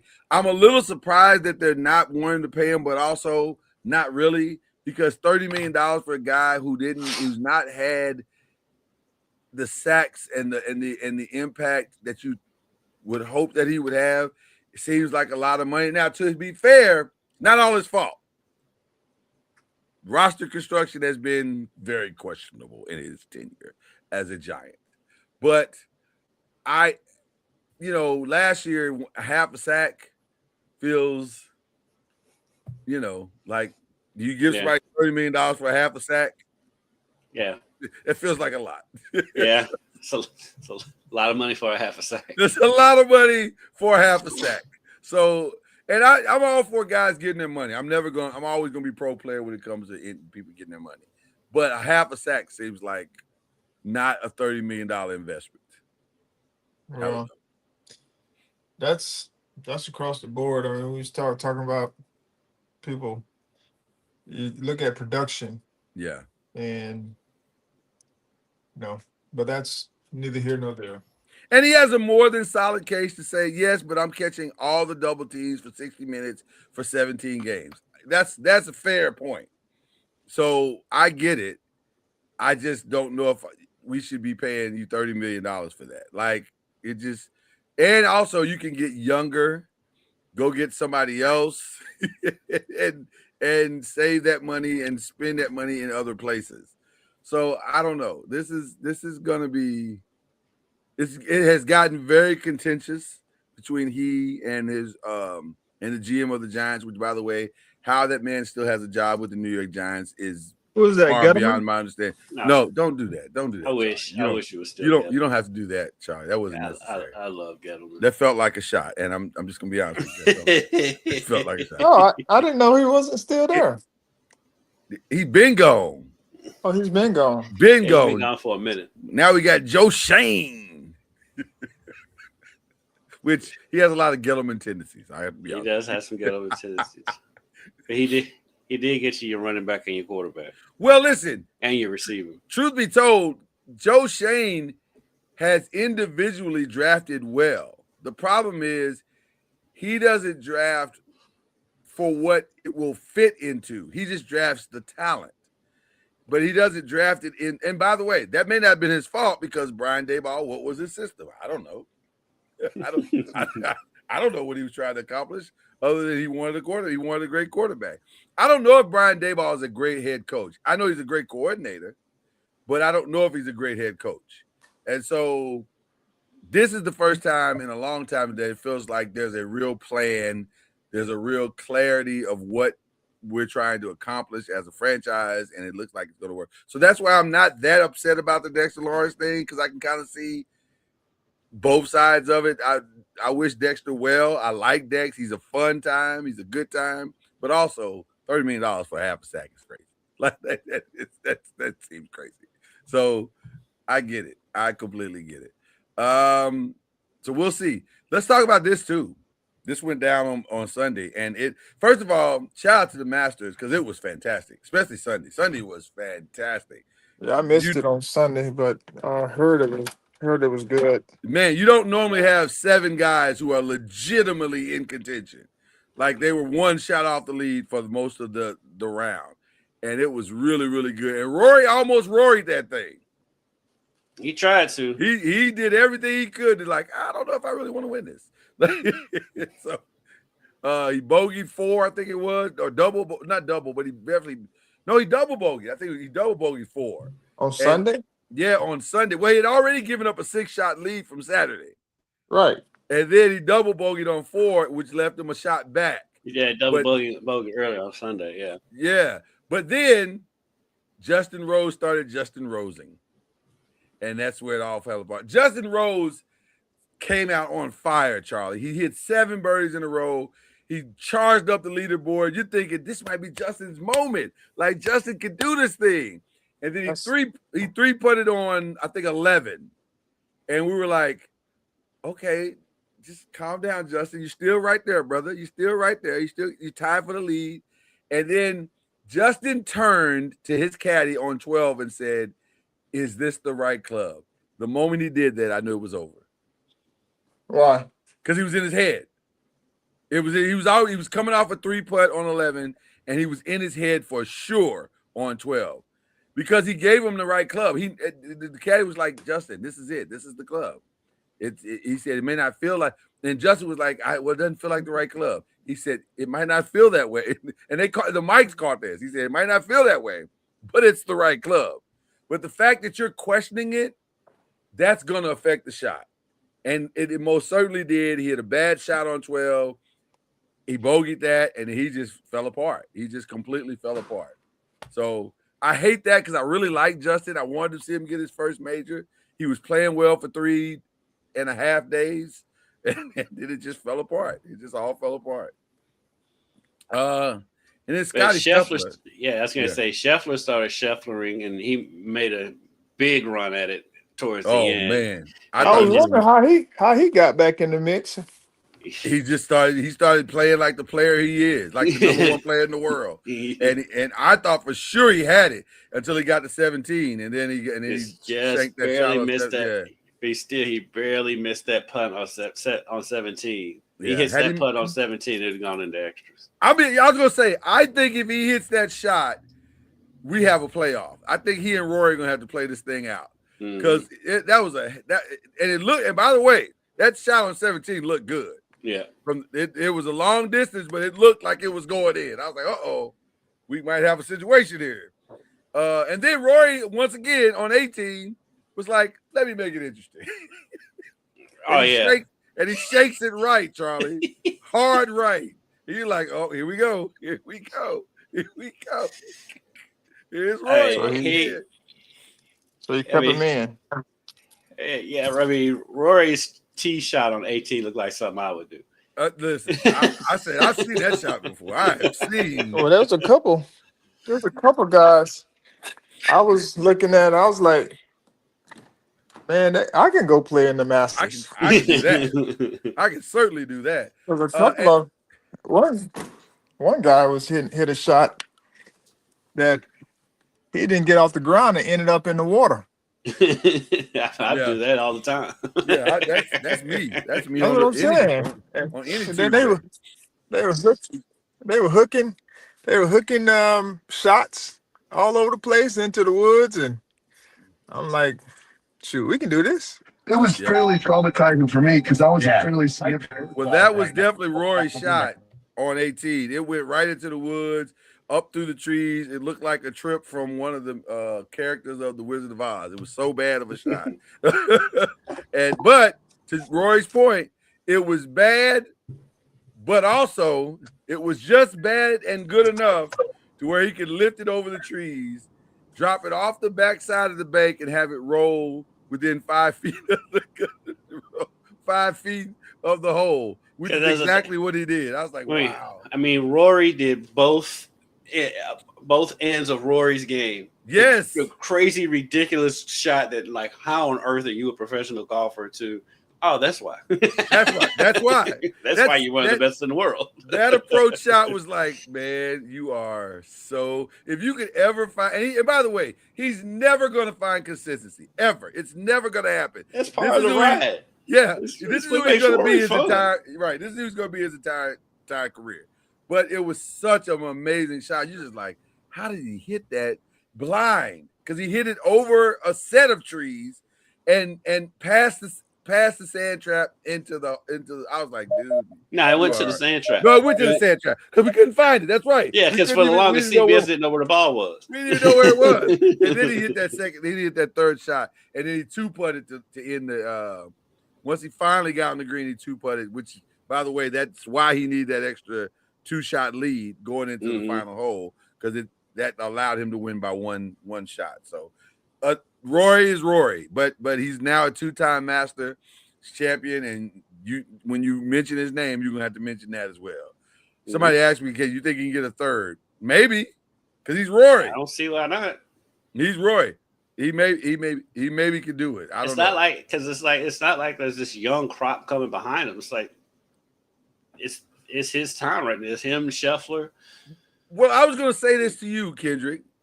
Watching Sunday was interesting because some of the names that you thought were going to be competitors long term, they were awful. They were awful.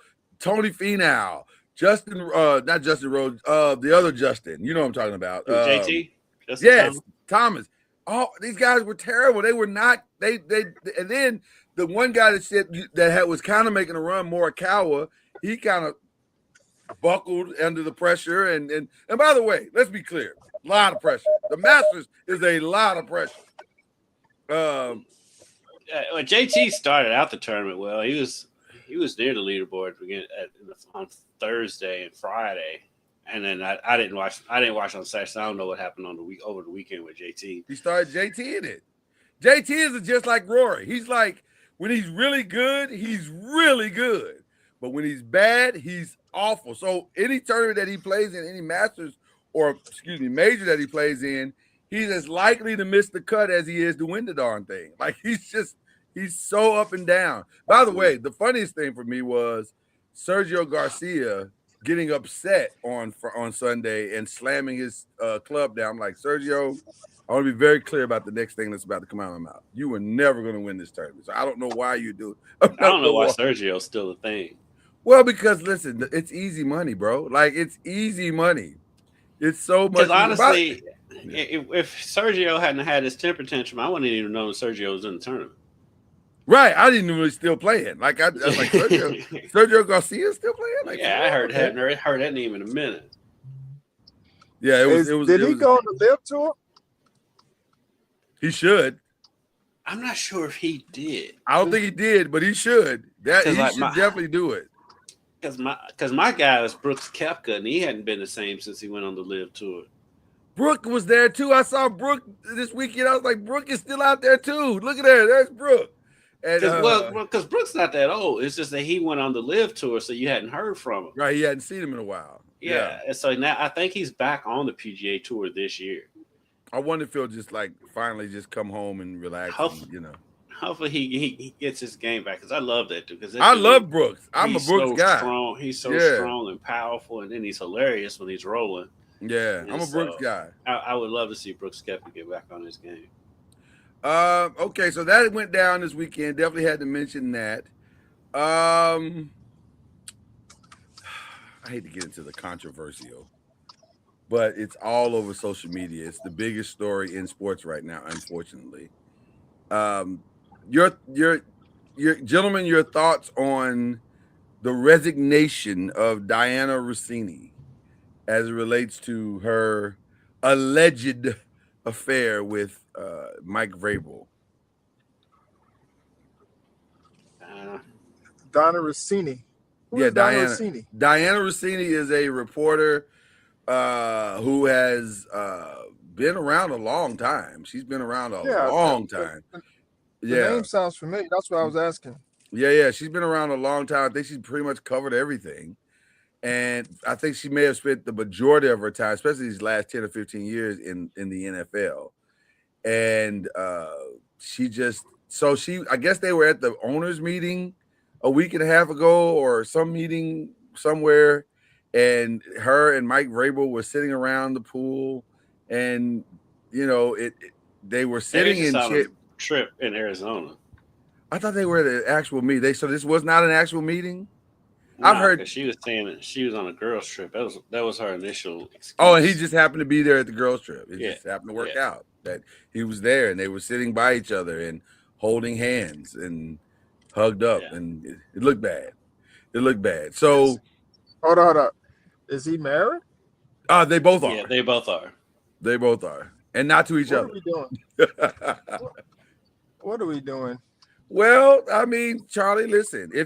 So here's the irony of this situation, Charlie, is that they both issued statements denying any wrongdoing, but then the internet is undefeated.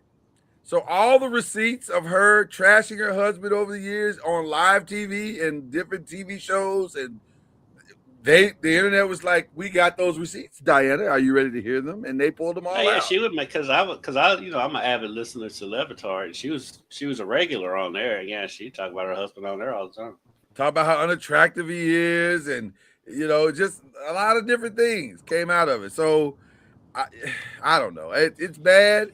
She decided to resign from the Athletic because she said she didn't want to bring more attention to her family as it relates to this, which I kind of understand a little bit, except for the fact that if you said a week ago, you said you were completely 100% innocent in all of this.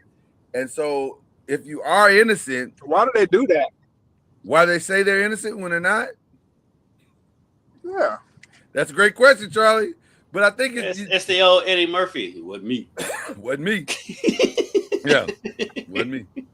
What are we doing? Well, and it was crazy. It was so crazy, Charlie, because there's literal video of you holding hands and hugging this dude up on the, ma'am. Wasn't me. But I saw the video. Wasn't me. But you were holding his hands and hugging him, and y'all in an embrace. Wasn't me.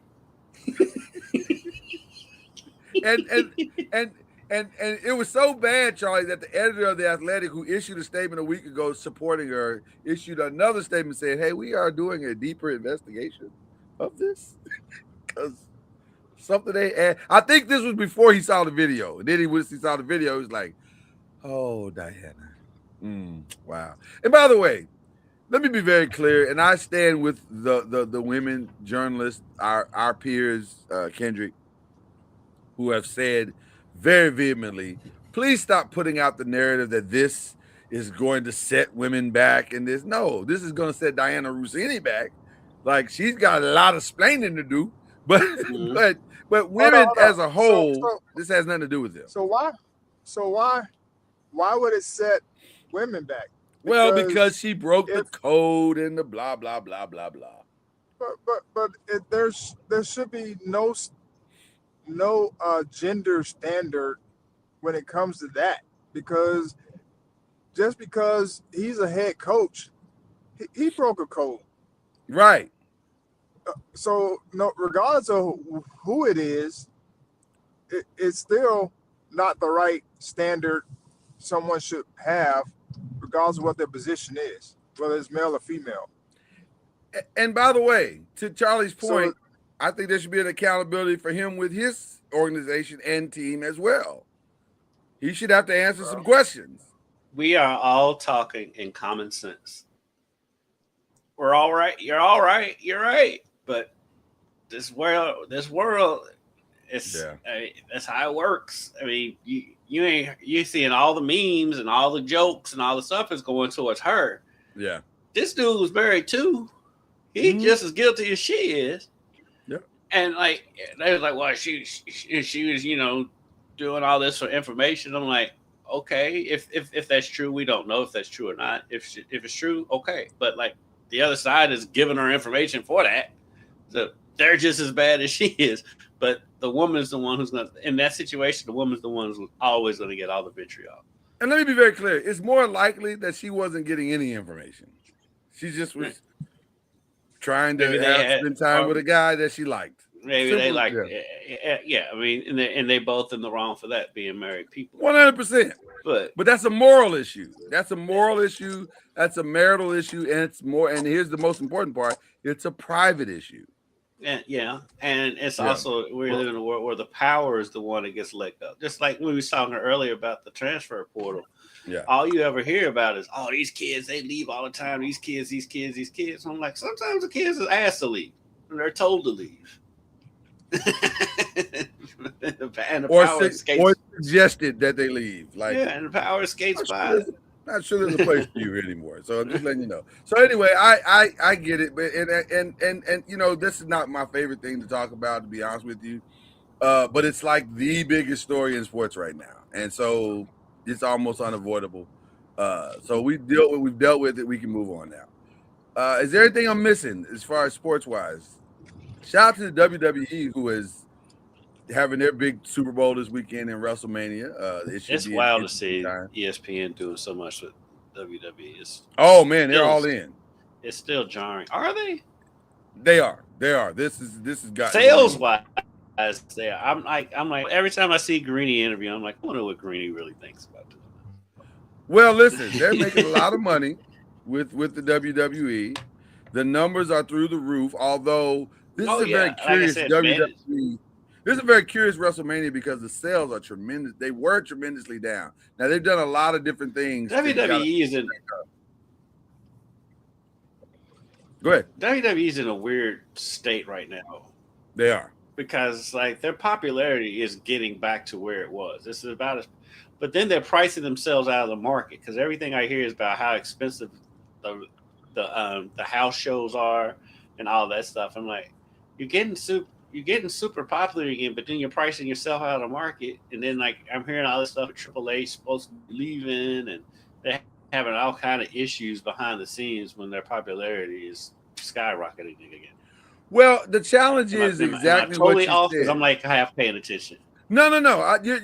That's actually the real problem, because the popularity is, I would argue that it's as high as it's been since the Hogan days. Like it's really, really high, because they're selling out arenas, they're selling out football fields, they're doing a phenomenal job. And also, those tickets are too doggone high. Like nobody's great paid. And then the other thing about WrestleMania, it has typically become their fan base's vacation time.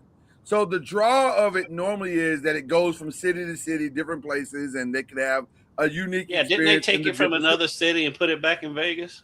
Well, New Orleans, they ran into some complications with having it in New Orleans this year, and New Orleans was like, you know what? We sick of y'all. Y'all can go take your WrestleMania somewhere else. And so they went back to Vegas in a panic, thinking that wrestling fans wouldn't mind. They'd be like, they had a good time last year in Vegas, so let's do it again in Vegas this year. Well, wrestling fans are like, well, won't come Vegas. It's expensive in Vegas. Vegas is not cheap. And so they're now back in Vegas, and those sales are slow. They have been very, very slow. So much so that last week during the show, they announced in a promo a 25% discount on tickets for the whole weekend. I was like, wow, it must be really bad if y'all are announcing that the ticket sales are dropped 25%. And they're probably going to drop another 25% by tomorrow. Because real quick, you and I can stay with this. I know Coach G, you got to get off our coaches meeting. So thanks, Coach, for joining us. We appreciate you, brother. A pleasure. All right, I'll see you guys. All right, man. All right, man. All right. Always a good time with Charlie Ward. Never bad. But I get most of my wrestling information from the Laboratory show because it's two giant wrestling fans on that show. Right. And so that's how I knew like I can, well, a blind man can see how popular it's gotten again. Yeah, it's insane. And linking with ESPN has been like the greatest thing that ever happened to the sport. 100%. But I just keep hearing about and how also, expensive it's got. I was going to say, and also, it's gotten so expensive. Here's how expensive it is. The whole WrestleMania thing being back in Vegas was a whole debacle. Yeah, it's been awful. Here's how expensive it is. They did a thing earlier this year in Abu Dhabi or Saudi Arabia. Saudi Arabia. And they expected 80,000 people to show up. And I think it was like 20 to 30,000. That's a huge miss. Mm-hmm. And it's even bigger than that when next year WrestleMania is supposed to be in Saudi Arabia for the first time ever. So you're 60,000 off from that's a big miss. That's a big miss. So it's they got some challenges going into this next year to figure out how to make this all work. And we'll see. We'll see if they can pull themselves out. And they've got political issues within the organization. Their leanings are very complicated to the masses. Yes. Yes. And which is that part of the reason why Triple H is out? So technically, yet he's not out. It's just all conjecture and rumor, but it's complicated because there is a weird relationship with the Saudi Arabian. There is a weird relationship with our current administration, and it is very, very complicated to the masses. I think they have grossly overestimated how many people are aligned with that viewpoint. Mm-hmm. And it's not as many. And I've heard the MMA is having the same issue. They are. The whole company is people are choosing to respond with their dollars, which is, by the way, if you're going to respond, that's the best way. That's the best way to respond. That's the best way to respond. Oh, you don't. Oh, that's who you support. Well, guess who we're not going to support? Right. That sends a very clear message. So, shout out to the Montgomery bus boycott. So there you go. It's complicated, but that nevertheless, WrestleMania will go down this weekend. It should be. There are some very interesting matches that should be taking place. And it's wild that like the early preliminaries are going to be on regular ESPN. Well, that's also controversial because two of the biggest matches and the most interesting matches are going to be for free on ESPN, which I'm sure makes the people who are paying like myself go, wait a minute, hold on. What? Why am I paying for ESPN? Why this app? Why? Right. Like, what are we doing? Like, I thought this was the reason why I paid for what I paid for this stuff. So again, they got some challenges to work through. And I'm sure they'll figure it out. But as of right now, they got some very serious challenges to work through. So there you go. The crazy thing is the drama behind the scenes is probably more interesting than the drama that they create for WrestleMania. It's pretty good. It's pretty good. Well, listen, you knew there were problems when CM Punk last week during his promo on air said, because Pat McAfee has injected himself. That's where my inject is coming in. Injected himself into the match, the main event. And CM Punk called him Pat McAfee. And I was like, oh, man, that's oh boy. Oh boy. That's a little strong. And CM Punk has been very adamant about his viewpoints and his feelings toward the current administration. So him saying that his allegiances was not shocking, but him calling specifically Pat McAfee out in that way was like, exactly wrong. I mean, no. It's complicated. Leave it at that. Complicated. It's very complicated. Leave it at that. Leave it at that. All right. So that's what's been going on as it relates to everything else. Also, did you finally see TOC? You still haven't seen it? No. I almost want to go ahead and spoil it because the statute of limitations truly is up. We're only days away from. I will sign right off this podcast if you do that.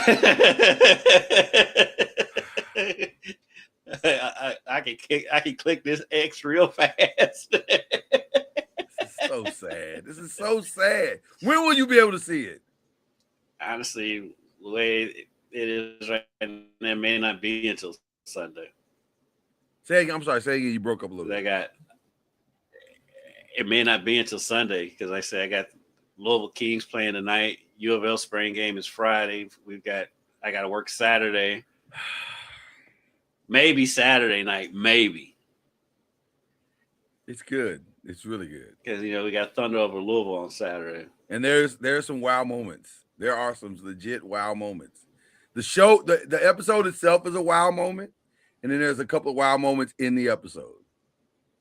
So I need you to see it. I need you to go ahead and take care of this. I know you're bursting at the seams. I am, because you and I, we watch it together. That's what we do. I know that's our thing, and I know, but that's our thing in this household. I know. We haven't been able to. So. I know. Monday was our window, but we were both tired. She had just gotten back from Vegas, and now I understand. I can understand that. By the way, I want to give an early shout out to my wife who watched the Masters Sunday with me and was like, it was so funny. She was like, that caddy, why is he carrying a bag? I said, because he's going to make money carrying his bag. The definition of a caddy. Right. That's the point. They can't. I said, well, her thing was he can carry his own bag. And I'm like, no, not to hit good shots. He won't hit any good shots. No, carry that bag for 4 days. 18 holes. Right. For 4 days. And she said, well, I just wouldn't do that. I said, oh, yes, you would. Yeah, you would. She said, why? And she said, why you say that? I said, because the winner is going to get 10%. The caddy's going to get 10% of whatever the winner gets. The winner gets $4.5 million. She said, oh. She's like, oh, well, then I definitely would be carrying it back. Oh, I must have Chelsea Clinton. I must have Chelsea Clinton. Clearly, I've got Chelsea Clinton right here. By the way, shout out to my kids, too, who watched Rush Hour for the first time this weekend. Oh, yeah? Loved it. Did they watch all of them or just the first one? We just watched the first one. We watched the first one. We got tested, guys. We floated the little bubble to see if they like it. They seem to like it. So we'll go on to see. I don't know if we're gonna watch 2. 2 I didn't like 2. 2 was weird to me. I get it. They all run together to me. Like I know the first one, but I know the first one like the back of my hand. Yeah, but after the first one, they all kind of melt together. Yeah, 2 was okay. 3 was really good. I thought so. I feel like the best line in 2 was the throwaway at the end of the movie when he said, he ain't gonna be in Rush Hour 3. Right. That was the best line. Because I still say that all the time. Yeah, he ain't gonna be in Rush Hour 3. But even though low key, the best Chris Tucker movie is Money Talks. Money Talk is outstanding. Money Talks is outstanding. I quote more lines from that movie on a daily basis. That is a good. I need 2 on the 5th. I need $200. That is a good time for sure. We were on Derby coverage one year. It was one of the races after the Derby, and one of the horses was a French horse. I said, he's from that French part of Comp. What's that you claiming? What's that you claiming? Yeah. Where your shirt at? Money Talks. If you have not seen it, you're missing out. You are missing out. That low key is the best Chris Tucker movie. It rivals Friday for sure.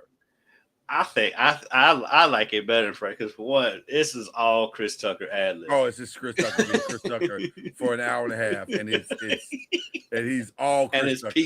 Pete Chris Tucker. Before he found God or whatever he called himself doing. He found the Lord. Ain't that wrong finding the Lord? No, but he changed. He changed.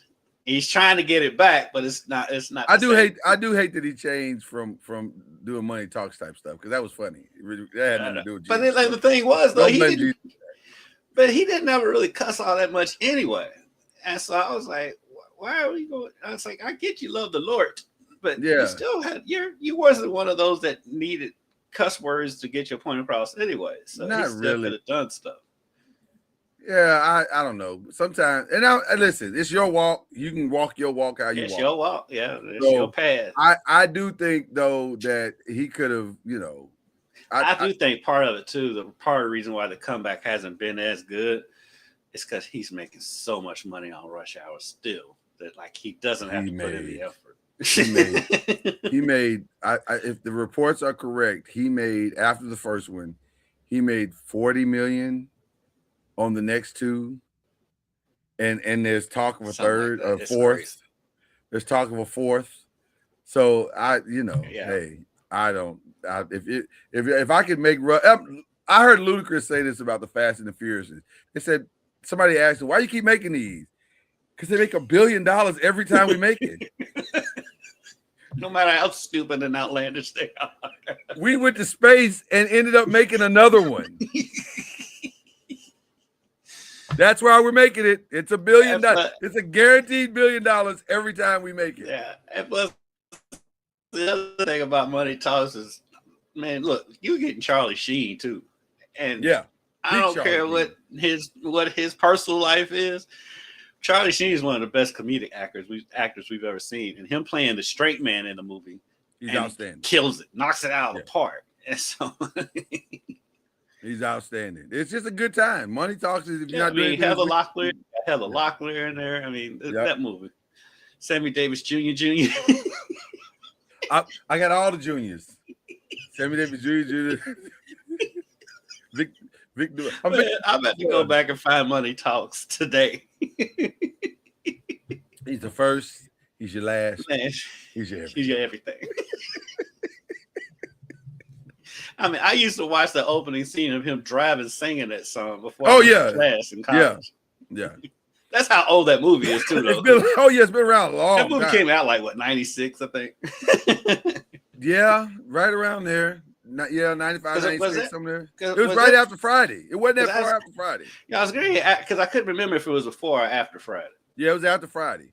But he's just so good. He's so good. It was just, I love Money Talks. Low key, I was gonna watch that this weekend. I just, for some reason, I got sidetracked. I don't even know where to find it right now. Is it on HBO? I think it's on it's on Netflix. I know I saw it pop up not too long ago. I've seen it somewhere. I don't know where I saw it. Yeah. It may have been on YouTube. I got YouTube as well, and some stuff I can watch on YouTube. So I don't know. I saw it, and I'll probably watch it at some point this weekend. Yeah. So now that we've talked it back up, so there you go. I have not started The Boys yet. I've not either. Because I had started rewatching it from the beginning when I knew that this one was coming out. Yeah. But I quit, and I can't remember where I left off. And you know how it is when you're looking at Prime. If you've already watched all the episodes, it's not going to tell you that you started rewatching one. No. So I can't. No. I'm like, I don't really want to start all the way over. I'm caught up. I just can't wrap my mind around watching it yet. Like The Boys, you got to get ready for that. It's so much. And so my buddy, I'm not ready yet. My buddy Ian that I work with, he's already started it, and he said it's hilarious. He said it's been hilarious. So I'm sure it is. I'm sure it's crazy, and it's all the things that The Boys has always been. But I'm not ready yet. I may wait a few more weeks before I get into it. So the final of The Pit is tonight. That'll be. I'm not watching The Pit. Yeah, The Pit's an interesting time. It's a hardcore. It's the most hardcore medical show. Like, I thought Grey's Anatomy was hardcore until I saw The Pit, and I was like, oh, so there are levels to this. There are clearly levels to this. And The Pit has decided to go to the nth level. It's the hardcore. If you can't stomach that kind of stuff, I would not recommend The Pit to you. It's not, you're not gonna be able to. Same with The Boys. Oh, well, for different reasons though, because The Boys, it goes places that I did not know existed. I didn't think you could do that on TV. Like, there are certain things they do. You like, you can do that. Like, you can do anything. You can do anything if people are paying for it.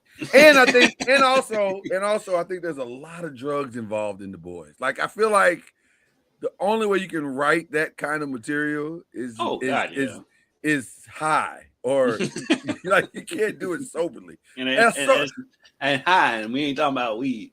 No. This is a different kind of high. It is. I would like to think that I live in a world where a sober mind would never come up with The Boys.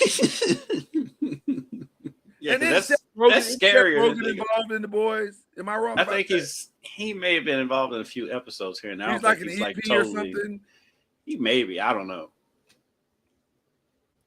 So you're gonna make me look that up now. I'm curious. Well, you keep saying things while I look it up. And my new guilty pleasure, which is not a new guilty pleasure, but it's a revisited guilty pleasure, has been Bridgerton. Because I did watch the first season, and I just sitting there the other day, and I was scrolling through Netflix. I was like, let me see what the second season is about. And it's just as goofy as the first season. It's all goofy and predictable, but you still watch it. Listen, I'm so angry to this day. And by the way, it is Seth Rogen and Evan Goldberg, and so yeah, it's their whole team, which does explain for a lot of Explains things a that lot happen of it, because yes. Seth is a wild boy. Mhm. But yes, I'm so angry at my wife to this day about Bridgerton because I'm like 5 seasons in. They're already in 5 seasons. Yes, and I I've thought they watched just done every. 3. Hey, I've watched every single one, and the spinoff Charlotte, which may be the best of all of it. Charlotte is outstanding. I didn't know there was a spinoff till I was scrolling through and saw Yeah, the it's a Queen sitting one-off there. though. It's a one-off. It's like a limited series one-off kind of vibe. But it's Bridgerton is just it It's is a guilty without pleasure. question it's guilty pleasure, and it's really good. It's well written. Shout out to Shonda Rhimes. It's well written. So I got to give it credit. I hate that too because I should not like that show as much as I do, but I love it. I love it. Cannot wait till the next new season, which they've I already didn't started realize filming. they'd done 5. Wow. Yeah, it's about 5 seasons. They're deep in this thing. Well, it's a series. You know, it's a book series, so they've just been lifting out of the book and doing different stuff, and then she's putting her own spin on it. But it's been around a while. And then of course Hacks is back. I watched Hacks. Hacks is always a good time. I love Hacks. I love Hacks. I know I watched the first 2 seasons. Yeah. I don't think I've been back since the second season. I got to the Hacks party way late. So I was on it at the beginning. I wasn't. Then, I got there. I kind of fell off. Yeah, I got there. She was in the 3rd season, and I was like, I'm gonna try the Hacks. Because it felt like a show I would like, but I wasn't sure that I would like it until I watched it, and then I liked it. I was like, oh, it is good. So I'm on Hacks, and then what's the other I'm on? The only thing about Hacks is like it was really funny. Then it got kind of sappy there for a little bit. Oh, 100%. And I think that's kind of when I fell off. 100%. It got weird, and I felt like they lost their way a little bit, which happens in seasons, by the way. But the problem is that the lead actress in Hack, she's so when she masters a character, she masters it. She's so good, and she's so good. Yeah, and like it felt like the storyline kind of went away from her, and I'm like, why are we doing this? Right, and then and despite that, she still won an Emmy. Like whatever you give her, she's gonna do it at the nth degree. She's kind of like a Meryl Streep kind of vibe. Like she's got that kind of talent. She's really, really talented. So anyway, she's Hacks is back, and then there's another one that on HBO that's not HBO, on my food shows. In addition to TLC. I'm watching American Culinary Cup. Had a major upset last night, crazy upset. So they voted a girl, and they said this girl is the most likely to win the thing. We think she can win it. Her competitor said she's the one to chase. She's the best of us, and then she lost last night. Like she got put out. I was like, wow, that's crazy. So I love that, and I love what's my other one that I'm watching? Oh, they introduced my other show that I love, MasterChef, last night. So they're back. And they're doing a World Cup themed season this year. So they're taking 4 regions: Africa, the Americas, Asia Pacific, and Europe. So that's I've seen on TLC, and then TLC ends. We got what 2 more weeks on TLC? No, this is it. This is it. They're in the Final 4. This weekend is the Final 4. And then 24 starts. Yeah. Which is a wild ride. It is. And it sounds like it's going to be even wilder. It sounds like they put some it sounds like they put some more twists in it. It's going to be even crazier. It was, which I'm saying, how much more can you twist this show? Because the first 2 seasons were insane. Like, I was late to the 24 party because she was watching it, and then I kind of was in and out on it, and then I got to watching it, and I was like, oh, this is crazy. To me, you would have to have a little bit of psycho in you to do 24 and 24 because it's stressful. That is a stressful show. Yeah. Because it's all in 24 hours. You're literally doing it in real time. I don't know why you would do that to yourself. Like, right. And the money, with all due respect to the money, it's not that much money to be doing this to yourself. Like this is a weird decision you're making in life to do 24 and 24. Well, I mean, the money is what they win, but I mean, they're paid to be on the show, so I'm sure. Yeah, but even that to stay up 24 hours cooking at that level with that level of intensity with no sleep,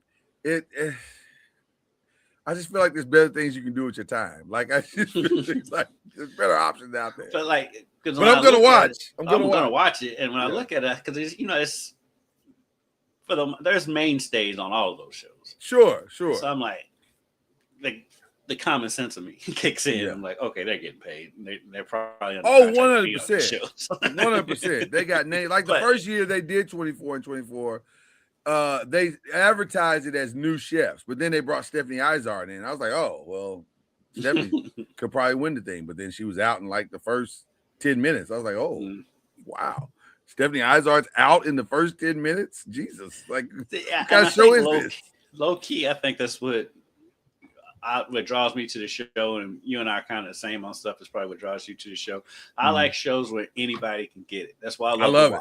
I love it. Main characters can get it, just like some brand character can get it. That's what makes TOC so good, because you don't know these food shows so good. You do not know, even if you don't know anything about the chefs. Because really coming in, I don't know anything about except what they tell me for the ones I haven't seen on shows. Yeah, and so the ones that are like, these are the legends. I'm like, okay, if you say so. And so if you're watching a new TV show, these are the main characters. And they can get knocked off, and like all the legends on TOC got knocked off in the first round. It didn't take long. It did not take long for them to go home. I don't think they understood it. We've talked about this a little bit. I don't think they understood what they were getting into until it was too late, and then it was because they thought a couple of them thought they can come in and just win on reputation. Yes, I am. Yeah, I am. And so if you haven't seen the if you don't know what we're talking about, TOC Tournament of Champions. They pair two chefs against each other, and they have this giant machine that they say is it's called the randomizer. I'm not sure how, but is it though? Really is. I mean, is it though? Nothing. Yeah. They spin them all at different times, but yet somehow they all end at the same. Whatever. But the randomizer is like for example, you might have to make a steak with some kind of beet that you've never heard of, and you got to cook it a certain way, and then you have to have like an afternoon dinner or whatever, and you have to use some crazy thing, like they've had a blowtorch on there, yet you have to use a blowtorch, and it's like what, 4 categories, Lloyd, for everything. Wild card ingredient. It's you said protein, wild card ingredient, and then that category varies. Like it could be wild card ingredient, could be audience, whatever. It could be a lot. Like there's times when they have food on there that the chefs have never even heard of. Listen, that's why you gotta watch. Jesus, and so get caught up, Kendrick. Using the randomizer and what the randomizer produces, what you have to do. Yeah. The more you stick to what's on that randomizer, the easier it is for you to win. And like a lot of the top chefs, they come in there and they're like, I'm just gonna do my thing. No, if you don't use that randomizer, you out. You're out. It won't be close. It won't be close. And it's a blind taste test, so the judges don't know who they're voting for. Right. Just this coming across not waiver wire, but the wire right now. Adam Schefter is reporting that restricted free agent kicker Brandon Aubrey has until Friday, which is tomorrow, to sign an offer sheet with another team. If he doesn't, Dallas retains its rights for the 2026 season. With time running out and no offer forthcoming, it appears that Aubrey now looks destined to remain with the Dallas in 2026. Now, this does not in any way, shape, or form change the negotiations for him and the Dallas Cowboys. He's still going to, if I was his agent, say, we're still getting our $10 million. We're going to be the highest paid kicker in the NFL, as he should be. Are you a little surprised that no one made an offer, though, to him? Not really, because I am, but I'm not, because $10 million is a lot for a kicker. It's a lot, and so even for a kicker that can kick like him. I'm not even as much as Dallas gets on my nerves with how they negotiate stuff, which is they're great at finding talent. They're not good at keeping it because they don't know how to negotiate. Right. I'm not too mad at them about this one, because and it's the catch-22, because I look at it as like, okay, I've done my part. I earned this money. I should get this money. But at the same time, you play a position that does not command that salary. I mean, like $10 million. There's a reason why guys have never made $10 million as kickers. Right, because I can go pay $1 million and get another year. Right, I don't need I to can say sit that. here and watch the XFL, which you just came out of, or the UFL, where they call it, and get another. I don't. You know what? The kicker for the Louisville team is pretty good. I don't know if he's going to get the whole 10. I think he's going to get the highest paid, but that gap is significant. Like I think the highest guy, especially when and keep it all the way real, he missed some kicks last year. He did. He didn't have as great of a year last year as his first couple of years. And I'm not talking about the long ones. Like he missed some easy ones. Yeah. Easy for him anyway. So right. $10 million is a lot to pay a kicker. I can't pay $10 million. That's a lot. I love the kid. I mean, and I think he deserves it. But if I'm a GM or an owner, and in a salary cap sport, you can't pay $10 million for a kicker. Is crazy. My kicker and my backup left tackle make the same amount of money. I don't think that's how it's supposed to work. No. But I don't know. No, by the way, in fantasy, he's amazing. I love him to death. He's been fantastic. Yeah. I mean, you get like 6 field goals because he's kicking from 60. He's great. I love him. He's been outstanding. But that's an interesting story to see. We'll see where that goes. Okay, so we will do our mock next week, and we'll have some fun with that. It'll have a really good time with that, as a matter of fact. With that being said, may be a game time decision because I'll be in Derby coverage. Well, so I was thinking we're getting close to that. So I also have some stuff going. Listen, it may have to be the week after that the draft's already over. One or two things are going to happen next week. We're either going to do a mock draft or we're not. And by not, I mean we're not going to be here. It could go either way because depending on both of our schedules, this is where we are. Derby season is really weird for both of us. So we'll see. We'll play it by ear. We'll see. But if we don't have it, then you know where the draft is. You know what's going to happen, and we'll just have a lot to talk about the next week. So there you go. All right. With that being said, always have a lot of good options. So I'm interested to see. I feel good about this draft all the way around. There's a lot of good players in this draft, and substantive players that can come in and make a contribution. So it's going to be hard for people to get bad grades in this draft unless you reach for stuff that you shouldn't be reaching for. Whoever reaches and gets Ty Simpson in the first round is going to get a bad grade in the draft. I would have to agree because I feel like he should fall to you. Yeah. And I'm not even 100% sure he's the guy. I feel like maybe Taylor Green might be better. Might be a safer long-term product. And I like Ty Simpson. I really do. I really do. He's fine. I'm indifferent. I think the O-line kind of let him down last year. Yeah. But also, if you go into a bad team, that's what O-lines do. And have a bad O-line. Right. So that's why they're there. The O-line's going to let you down in your first year. And so, I mean, it's just what it is. So, I don't know. I'm indifferent to him. I don't know what he is, to be honest with you. I understand Dan Orlovsky's love fest for him. And sometimes that's like money right. Sometimes that's to me is the death knell. Like if Orlovsky really loves you, then that's probably means you're not quite as good as advertised. But we'll see. All right, who you shouting out before we get out of here, man? We gotta get out of here. Yeah, we gotta get out of here. I actually got 3 shout outs this week. Ooh, I like 3 shout outs. Let's go with it. First shout out goes to the University of Louisville softball team. Last night they played a marathon against Indiana. If you know softball 7 innings. Mm-hmm. They won in the bottom of the 10th. Oh wow.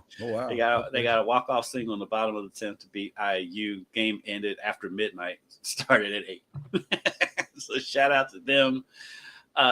Shout out to the Louisville Kings, especially my cousin Mo Owens, who's defensive backs coach for that team. He had the funniest line I've ever heard from a football coach is if you didn't see the game, they lost on a penalty because they got that was rules. Crazy. And when he was like, I've been coaching football for 25 years and never lost a game. Lost a game where the other team did not score. Did not score a touchdown, which was exactly what happened. They lost the game on a penalty in the end zone. So, and it was a bad call on top of it. And so that, and then what was my third shout out? it was Louisville. Oh, shout out to the city of Louisville for in 2028 will be the home of the Olympic trials for the United States gymnastics. Nice. So shout out to the city. At the Yum. Will this be at the Yum? At the Yum Center. So nice. Shout out to them. That is a big get for this city to get. I would say so. Gymnastic trials here in Louisville. That's what the Yum Center was built for. And so I would say so. Shout out to them. That is. And the Yum Center is built in a way to where if they wanted to swim trial, because we always thought they was going to eventually get to swim trial. So the Yum Center is built to host swimming too, but they got the gymnastics, and I think it's going to be a great crowd out there. It's going to be great for the city. So shout out to the city of Louisville for being able to attract something like that. It most certainly will be. Most certainly will be. My shout outs is very simple. Shout out to you guys always for pulling up. Shout out to those who watch this weekly and make it what it is. And shout out to my business partners. We've had a productive week, and so I'm looking forward to seeing what the outcome of our productive week will be. So I want to shout them out as well. And shout out to my wife for understanding that if she wants a career as a caddy, I fully support it. Fully support it. I'm 100% on board. Cannot stress that to you enough. So there you go. All right, guys. Love each and every one of you. Appreciate you. Usually, right when we end this show, there's a whistle. Come true.